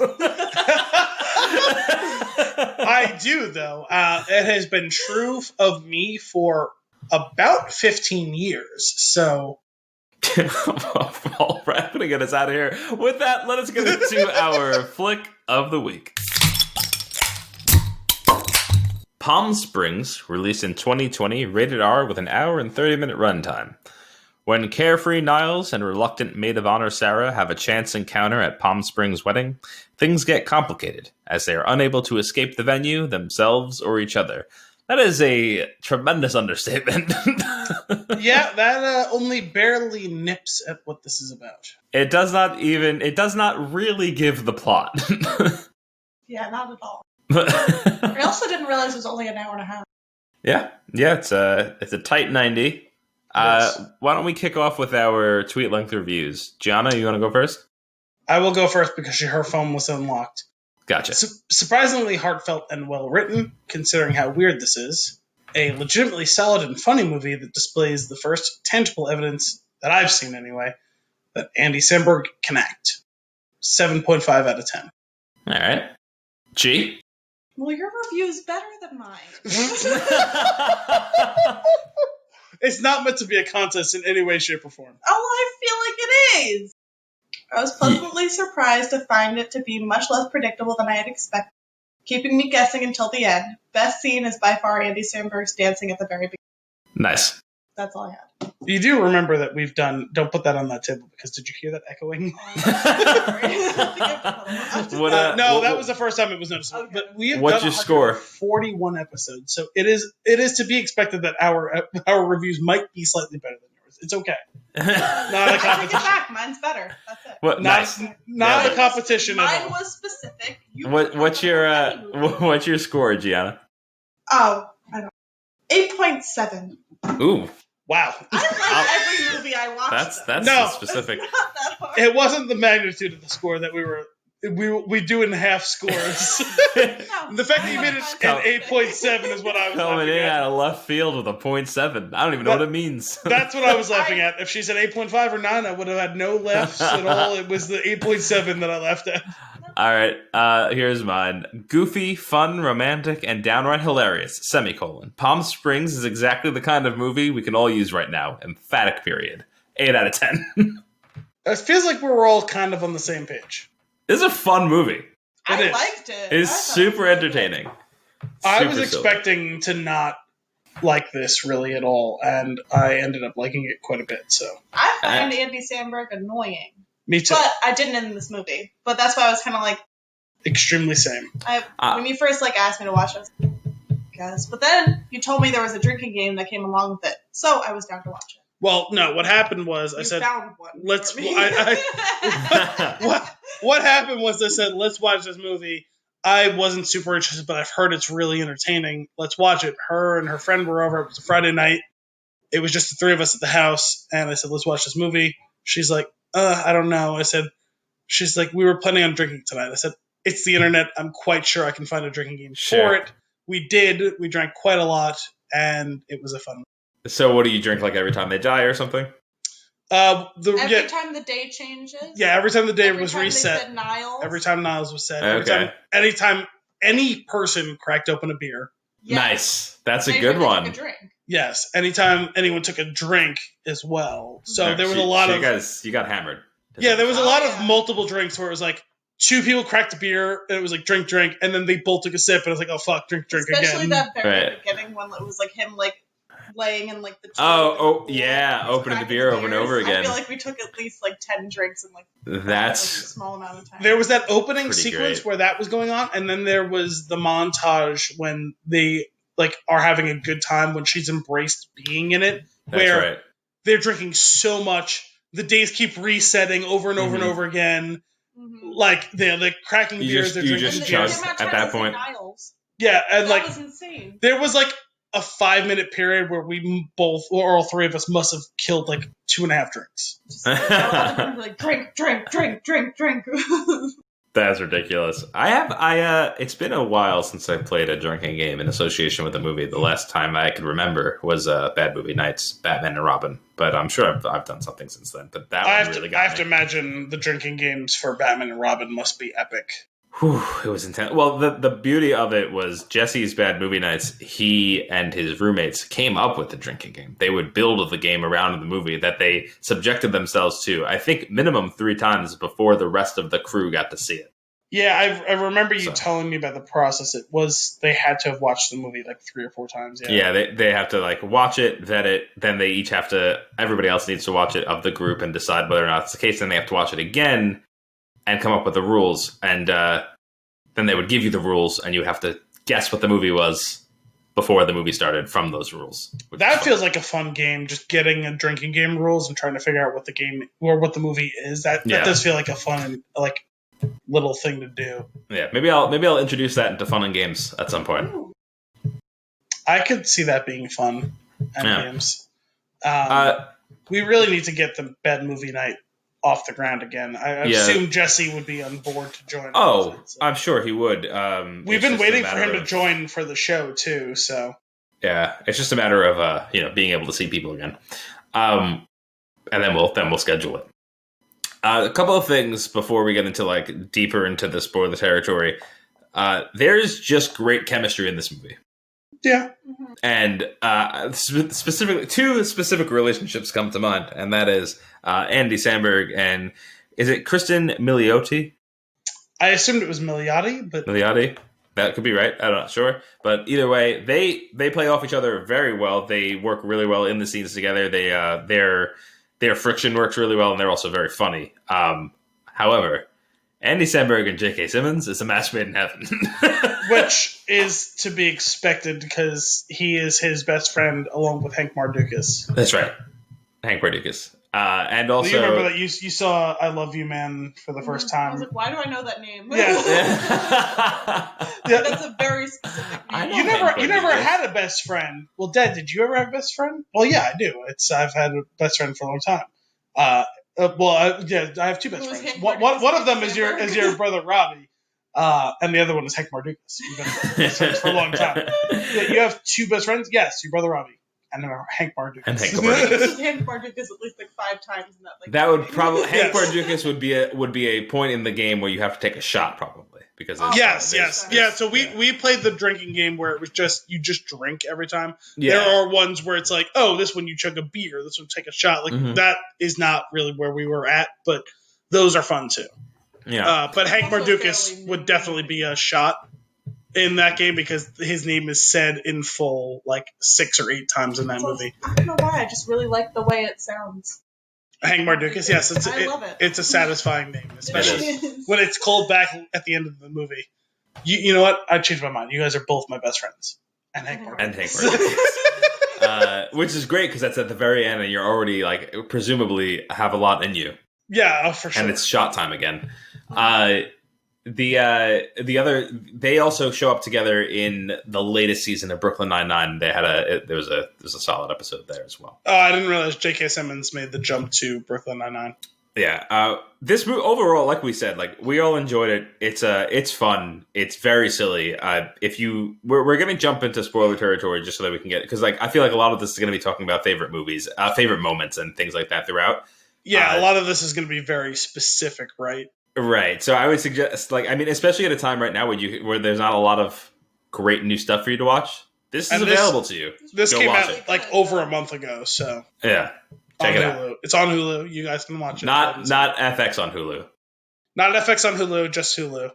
Right. Hulu exclusive. My first thought on this movie is why I was so low on this going in was I was like, oh, this is an Andy Samberg movie. Mm-hmm. And that has a particular connotation. And outside of his work on HBO, I do not look forward to Andy Samberg projects in long form. I have laughed at some of the clips from Brooklyn Nine-Nine, but I've never got into it. I don't generally like the Andy Samberg shtick. Mm-hmm. I just find it to be... Well, sorry, that's not totally fair. Some of the Lonely Island stuff is really great.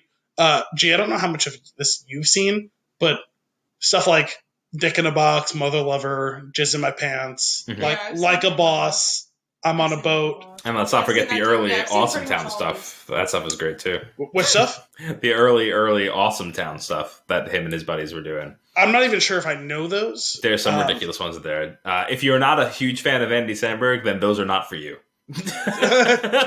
those skits with the Lonely Island and all that, those were a good time. I really genuinely enjoy those. Mm-hmm.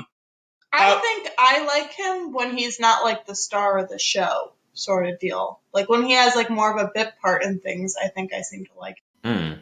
Well, I liked him in I Love You Man, and he is very much not the star of that show. Yeah, that's why I like him in that. But I watched like 5 minutes of Hot Rod, and I was like, nope, not for me. Oh yeah, that you don't. You know what it is? I'm pretty sure it's safe to say that you don't like old Andy Samberg. I just don't like I don't like his general shtick because. But there is a tipping point though where like within his work where it changed and became more sophisticated. Well, while still being like silly jokes, like a little bit more sophisticated in delivery. And I think that his later stuff, including this, including his work on Brooklyn Nine-Nine, I like it way more. I still like his old stuff. I'm just an Andy Samberg fan through and through. But I can say that you'd probably like the majority of his newer stuff as opposed to his old stuff. Well, I don't know. I mean, the little bits of what I've seen on Brooklyn Nine-Nine, I haven't been a huge fan of his. When he was on Parks and Rec, I wasn't a huge fan of that episode. Mm-hmm. What were you going to say? Was he in that tennis thing? Yes, that. Yes. So that was something that he It was 7 made. Days in Hell. 7 Days in Hell. That. No, I love that. I said I liked his HBO stuff. 7 Days in Hell, Tour de Pharmacy, both of those were really funny. I like both of those. I wouldn't say I necessarily loved them for him, but he produced them. He made them. I really enjoyed the finished product, even if I didn't 100% love his characters in them. I thought he was really funny in it. He definitely had his moments in them. He was funny in them. Yeah, he for whatever he's just one of those actors that I just find hysterical. Like I'm already laughing when he appears on the screen before he's even done anything because I'm just anticipating the Sambergness of the next scene. that's not me. I don't love the shtick, but he doesn't do the No, he doesn't. He doesn't in this movie. No. And I don't know what his shtick is, but like he's not. I don't know. He wasn't what I was expecting him to be. And this movie in general wasn't what I expected it to be. And that's why I liked it. Mm-hmm. It was a legitimately good, well-written movie. And that's the thing. You're getting it from both angles, right? We got two people here that aren't huge Andy Samberg fans. One that is. And we all like the movie, love the movie equally. Yeah.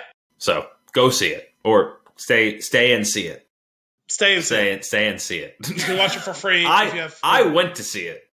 Oh, that's right. Yeah, tell us about that before we get into it. So, Well, we're in full spoilers, right? So you can tell us whatever you want to tell us. Yeah, that's true. We'll go full spoilers at this point. So this was one of the movies that I got one of those early access things too, where we did a like the focus group thing. You fill out the questionnaire afterwards. It's an early release. The movie's not out yet. It's a pre-screening. So you do that. Kim and I went, and there was very specifically, you either had an orange or a green ticket. Movie was at the same time. Not a golden one. What? Not a golden one. No, not a golden one. An orange or a green ticket. And they funneled you into two lines based on those tickets. And the movie played around at about the same time. And then afterwards you fill out a questionnaire. And the assumption being that there's differences in both of the screenings. I imagine the ending was different, like whether or not they got out or not. Yeah, the ending. My ending was different than the one that's in the theatrical release of the movie. So I saw an alternate version of the ending, and it's not so different. It's actually just a rearranging of final scenes.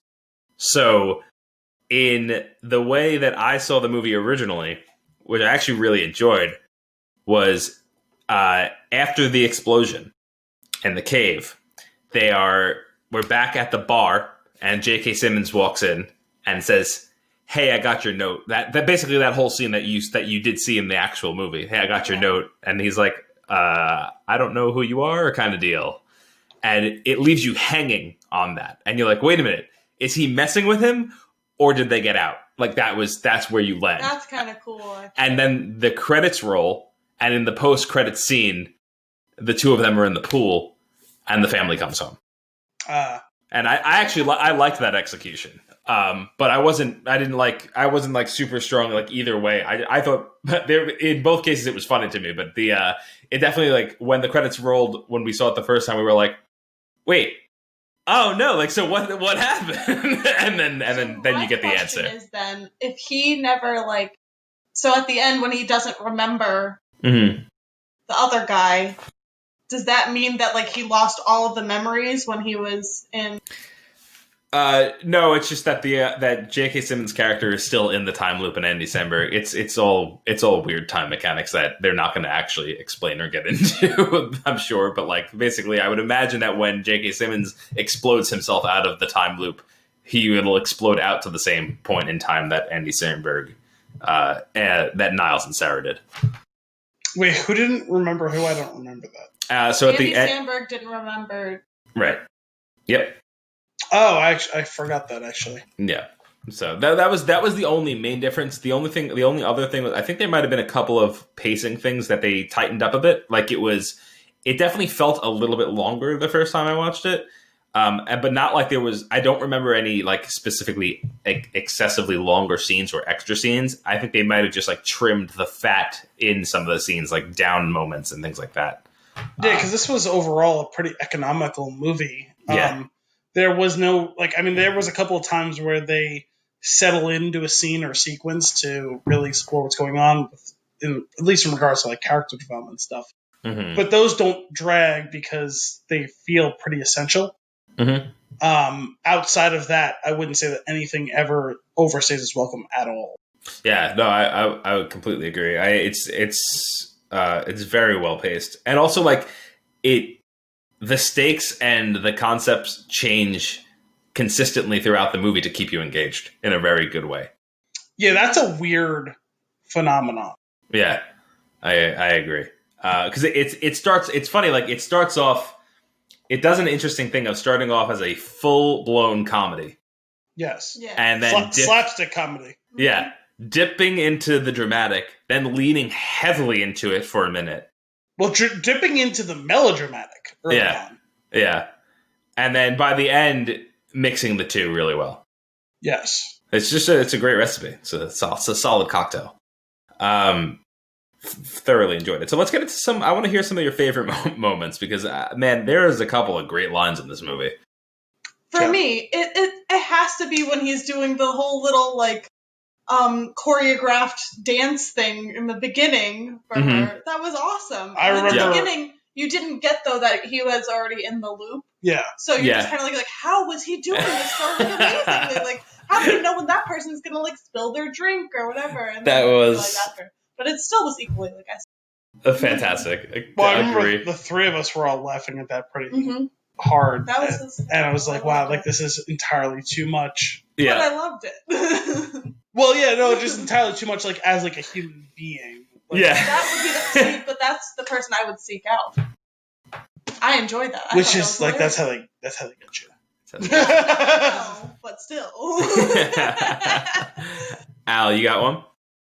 For me, I really enjoyed that montage when things are really good for them in the middle of the movie, as highlighted by my intro, the happy millionth birthday dipshit. Yep. That's why you said that? I thought that was an inside joke that I wasn't going to get. No, that was what she says to him. It is. You're right. Yeah. Is that now in that montage is when they also did their choreographed dance in the bar, right? Yeah. Yes, I believe so. That was fantastic. That when she jumps onto him and then puts up both middle fingers as he spins her around, it's a tremendous scene. There's a handful of things that I really like in this movie. I'm gonna give you. So I have Kim's here because she was thinking about the movie before too, and this one cracks me up because of how much it was cracking her up both times we watched it. But the way that he just Niles flat out says, "Nothing worse than dying slowly in the ICU." Great line. I don't know why, but she was hysterical, and I thought it was funny. I think more so because of how much she was laughing at it. So that's a great line. Yes. One of potentially my favorite scene of it Night. is Night.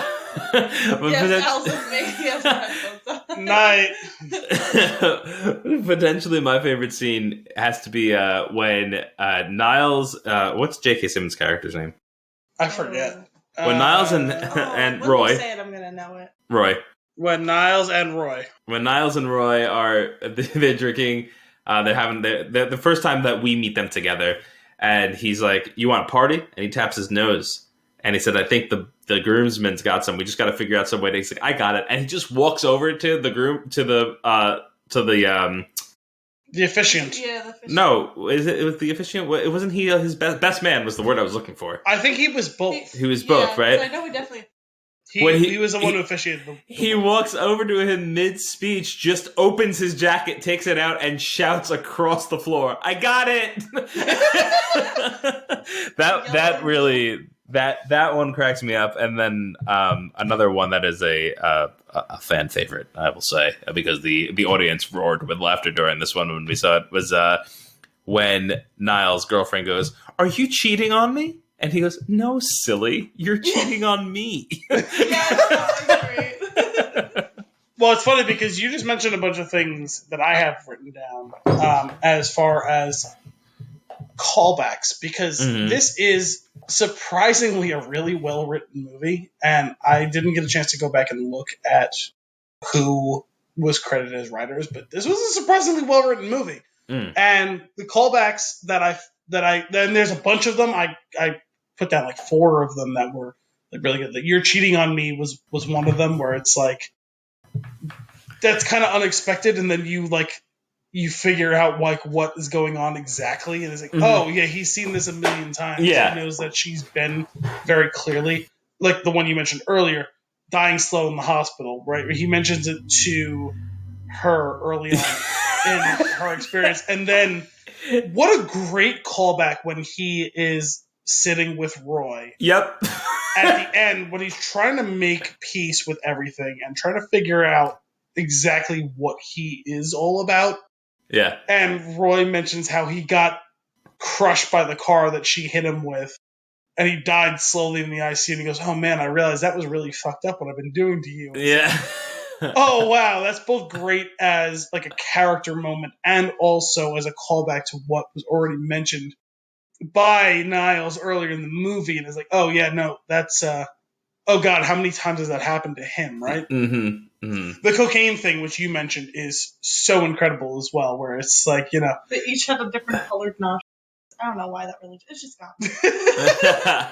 where he just, you know, he's seen this so many times that he could just walk up, grab the cocaine out of it, because we see in a subsequent like sequence where he is very depressingly going through the bachelor party. Yeah. And he's just doing all the cocaine. Yep. Literally all the cocaine. And they're like, oh, I guess I guess he did it all. What's up with What's-Her-Face's boyfriend? Yeah. Actually, and of all of them, the best callback I think in the movie is when she gives the speech. Oh, yeah. On her last day before she takes the leap out of it. And that older woman comes up to her and says, the thing about it being such a great speech. And it's like, oh my God, that's a different response from what he gave. And it's so obvious she's caught in this loop as well. Yeah. That's such a good callback to what happened earlier in the movie and what's been going on in the movie, where you realize there's more to this than we realized. Because we know Niles has been trapped in there forever. We know Roy has been trapped in there for quite some time. We know she has been trapped in there for a long time as well. Mm-hmm. And now we have an indication that there are other people who may have been caught in this as well, and she is one of them. She seems genuinely happy being. Yeah, she's like locked in. Well, we see that spectrum, right, where Niles has found his peace. Mm-hmm. Part of it in the nihilistic approach that it's the only thing he can have. We see Roy, who has found an equilibrium, but largely... Little Jimmy over there, he's watering dog shit.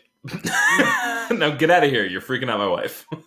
Yeah, he's largely loathes where he is at, but he has found a way to exist. Mm-hmm. And we found, Sarah, who has decided that she can have some fun with this for a while. Initially she hates it, which anyone would, right?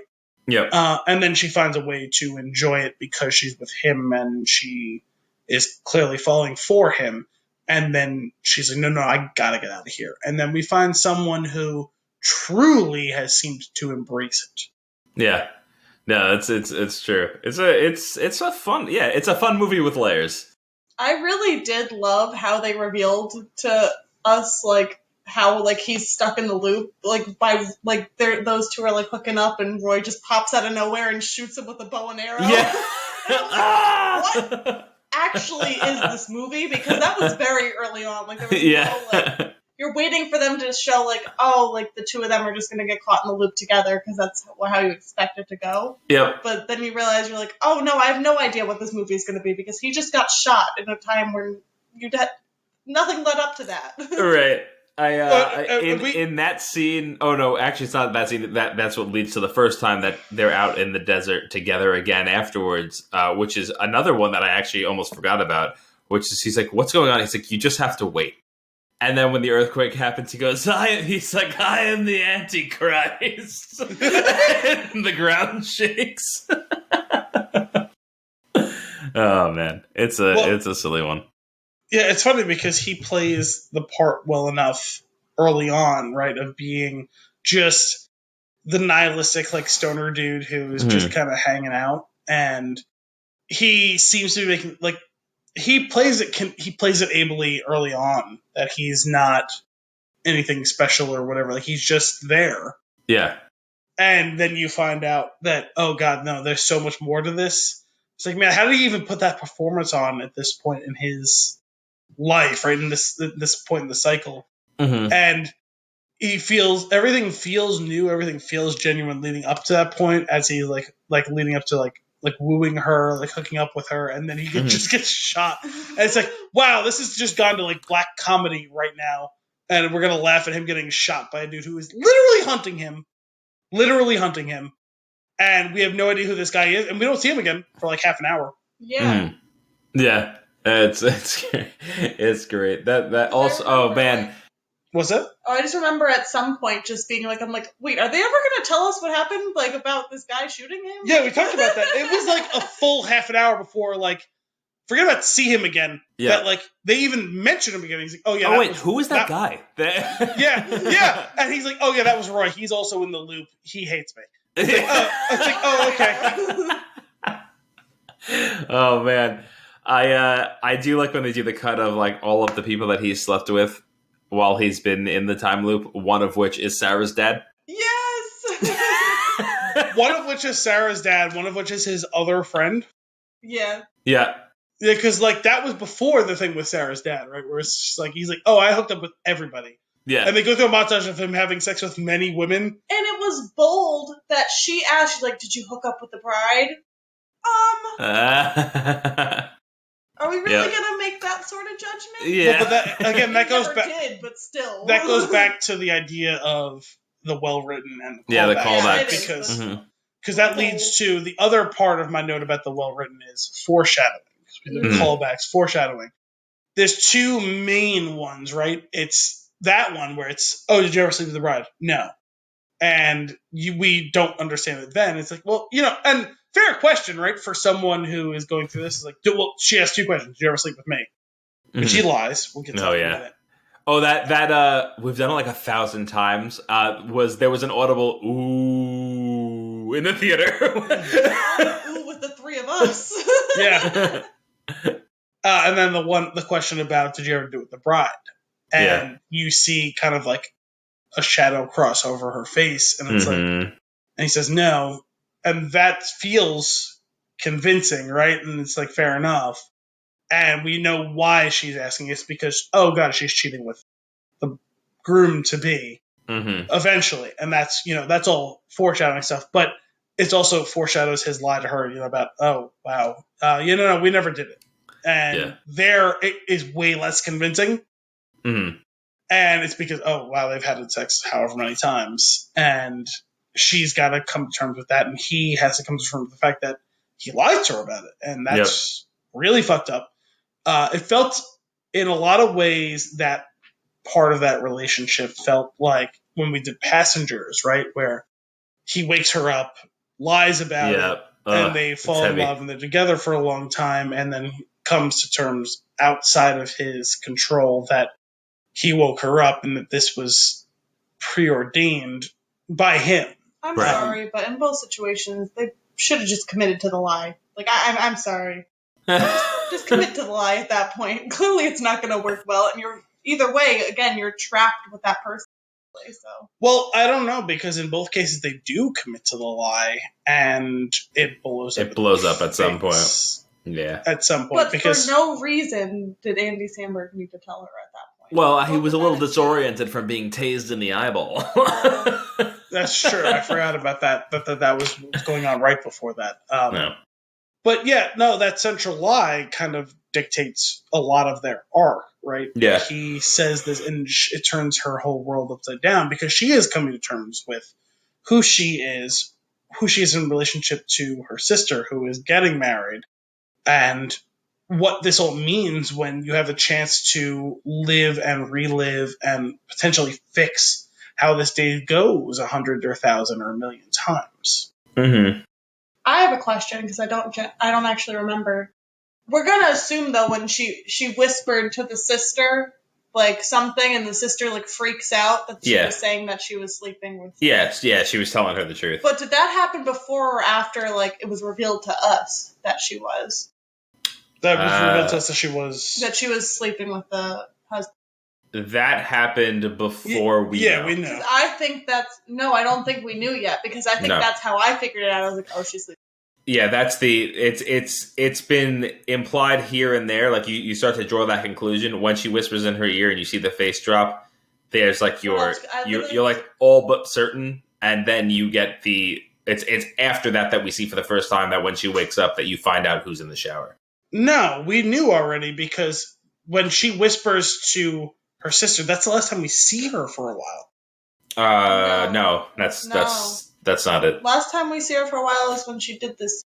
Or no, that was right before she left. But still, either way, I think that was before. No, we saw that she wakes up with him.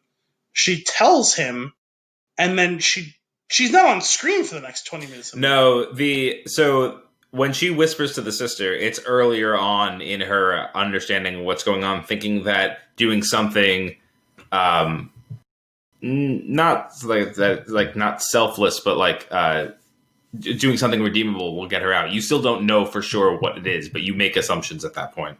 And then she goes to sleep thinking that she has done it, but she wakes up and she's mad, and she goes directly to Niles. And I think that's where we get one of the really funny Niles interactions with his girlfriend in the bedroom, because she comes in and I think she snaps his toe after that one. She's like, "Nope, didn't work." Yeah, I don't know. I thought those were two separate sequences of events. I could have swore when she whispers that to her, we already knew, and then we don't see her until she comes back knowing how to get out. I don't think so. No, I don't think that's the one. I'm not certain, but I'm fairly confident that that's not the time that's not the last time. No, I am too, because I think that's when I figured it out, because I didn't have a suspicion, but then the way her face dropped, I was like, what else could she have? Oh yeah, you know what it is? When we don't see her again for a while, it's actually after they were sitting on the side of the road after she tased him in the eye. She jumps in front of the truck. Yeah, that's correct. She then, I think, in that morning, I think is when that might be when she confronts the guy for the first time, where you actually see that it's him, and then we don't see her anymore after that for a while. I'm pretty sure that's how it flows. But anyway, they are a couple of other quick ones. The overacted Bond villain one, where they put a bomb in the cake, fantastic. That was great. I forgot about that, actually. Also, I guess you're Russian now. Because her accent changes throughout the the performance. Yeah. And when she's giving him the tattoo, and he's like, you're getting the jizz right? Straight lines right across with dashes. It was great, right? Because she says, give me a tattoo, and he does it, and it's of a dick. Mm-hmm. And she doesn't know that's what's going on. And then she does it back to him, and he goes, and you think, oh God, she's getting him back, and he goes, oh wait, you're getting the jizz right? Yeah. She's like, yeah, straight lines across with dashes. yeah. Also, actually, thinking about that whole sequence, there was actually a really oddly tender moment, which again, I thought was a pretty good showcase for Andy Samberg, where, she's asking questions, and most of the movie he's deflecting or declining to answer those questions, and then she asks him. He does feel like he's finally giving some truth to what he is or was. And she asks him, what did you do before this? And he can't remember. And she's like, oh, you're going to do that douchey thing where you close down again. And it's like, oh, no, he's been in here for a while. Really has forgotten. And it's like, that's the first time you get because you're like, you have to assume, oh, he's been in here for years, right? Mm-hmm. It's like, oh, maybe God. Decades? Maybe decades? Yeah. Maybe more? It's super dark. Definitely super dark. I would have a blast for, I'd say, close to 3 months. That's, I think, my max. But I would have a blast for those 3 months. Well, there's got to be a weird cycle, right, where you go through, this is the worst thing ever. I'd have a week of that. A week or so of depression, just the worst depression where you're actively killing yourself. Mm-hmm. But you keep coming back. And then it's like, okay, fine. How do I get out of this? And then you have a week or two of mixed things. And then there's probably got to be, like you said, a month or 4 of... I could have a pretty good amount of time having a blast. Having the time of your life, right? Depending on who I'm trapped with. Let's even call it a year of having the time of your life. And then it's got to really set in. And that's where we see him, right? Where it's like, he doesn't seem to care. He looks like the ultimate nihilist, and maybe it's the first nihilist in the history of the world who feels like he has a reason to be. Mm-hmm. Like a really, truly legitimate, you can't even argue why he is the way he is, where it's oh, yeah, I can do whatever I want. I can fuck whoever I want, or I can not fuck whoever I want. I can fuck my girlfriend, or just let her fuck the other guy that I know for a fact she is fucking. Mm-hmm. I can try and fuck this girl, that dude, or whatever. Mm-hmm. Maybe I won't, maybe I will. Maybe I'll get shot by that dude who hates me. Maybe I'll do all the cocaine. And maybe I'll do none of the cocaine. Maybe I'll do none of the cocaine. And that's the only chance. That's the only chance you have to not go insane, right? Is, okay, today's the day where I'm going to do all the cocaine. Right. Do all the cocaine, the day ends. And it's like, gotta have goals. Today's the day I'm going to do none of the cocaine. And then you do that. And, today is the day I'm going to fuck, 80% of the women in this. And today's going to be the day I fuck none of the women in this. And today's the day that I, fuck my girlfriend. And today is the day that I try and fuck that girl over there. And today is the day I'm trying to fuck that girl over there. And today's the day I'm going to do, I'm just gonna not go to the wedding. I'm just gonna hang out in the pool all day. You know what I mean? Like, all right. It's like, I gotta up the ante. I'm going after her dad. That's how did that one happen? Today's the day I'm gonna be in the pool all day, and tomorrow's the day I'm gonna fuck her dad, and the day after that is, Roy killed me. Fantastic. And Speaking of the death sequences, when it starts to get funny, like when there's clearly no danger in them dying except for the reset. So like the one when she's still in denial and she's headed directly toward basically it's the first ICU line when she's headed directly towards the tanker and he puts his head on the airbag and he's just like, all right. That was pretty great. And then the other one was she's hanging out the sunroof and she's like celebrating. And they clearly hit like an overpass or a sign or something. And he's just hysterical that she just got wiped out of the car. Yeah. That was ridiculous. And then another one, which was alluded to in my tweet length review, but the grammatical nightmare is fantastic. The line that he says at the end where she's like, you get one sentence and he keets going on and on, adding ridiculous punctuation that does not belong. And then says emphatic period. She goes, it's just an exclamation point. Yeah. ... I didn't want to seem desperate, is his response. And even that is another great callback, right? Where it's, oh yeah, no, they're out of town, whatever. And then they show up when they're there. Oh, I guess. I wonder when they come back. I guess they come back on the 9th. That was good. What about any least favorite moments? I wouldn't say there was any least favorite like moments per se. I don't have. There's nothing that I really disliked. It was just that there's two things that I can't really look at, and one is the taser in the eye is very cringy. Can't really watch that. And the other one is now that I know when the bride is going to crack her teeth on the cement, I have to look away. Oh. It's the sound editing is like that's Oscar worthy sound editing when her face hits the ground. I do hate anything teeth related. I was saying I don't like teeth stuff either. Yeah, I feel it. Yeah, that's the thing, right? Where you see it and then you start to feel it, and it's like I strongly disagree to myself feeling this right now. Yeah.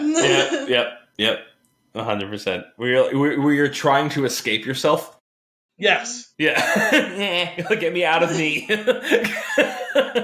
It's almost that feeling that you get when you have a bad dream, but you've noticed that you're having a bad dream. You try to wake up. It's like, no, this is not happening anymore. Like I reject. That's every one of my dreams ever. Force quit. That was dark. Force quit. I have the worst dreams. She does. I die in every dream I ever have. So Gianna has a running total of all the time she's died in her dreams or has come very close to death. No, I usually die. Sometimes I end up at my funeral. Oh. I don't know why my brain is so dark when I sleep. I'm actually a very happy person. I don't know. The night's a dark time for everyone. I guess it is. The night is dark and full of terrors. Well, there's that too. I always think of Blades of Glory. And he goes, yeah, the night's a dark time for the night's a very dark time for me. The night's dark for everyone, but not for people who are blind or people who live in Alaska. Oh man! Any other closing thoughts on this one? Dinosaurs. Oh yeah, I forgot about the dinosaurs. Is that real? I don't know. I mean, probably not because they were on shrooms. Yeah. But there was a lot of that nitty gritty stuff that was fun. Like the time they go to the bar and she's playing darts and he's played darts 1 million times so he can hit every single bullseye. Yeah. I love that the one random like white trash woman is like, this is not for you. Yeah. Like, go find it, whatever it is that you need to go find and go do it. And like, she's like, she gives him the words of wisdom and it's actually really sweet and tender, which is funny because he has the history of thousands of times he's met her, and she only has the history of like that night. Mm-hmm. That she would got give that him, sage advice. Yeah, which feels really targeted and specific to him, and it's like, man, what an impression he must have made on her in the one night that he has lived 1 million times. She's lived one time. Also love when he runs to the guy who has the firearms and the bombs and stuff, and he plays the whole "I'm your son" card, which was really well done. Man, overall, just a very fun flick. Yes. All right. Well, that's all for this week's episode of Flix and a Six. We hope you enjoyed it. As always, if you have a movie for us to review or nuggets for us to discuss, you can send those requests to flixandasix@thespintune.com or tweet us at thespintune. Tune in next week for more movie and beer goodness. Until then, I'm Anthony Costanzo. I'm Al Bielsi. I'm Gianna Bielsi. Thanks for coming out.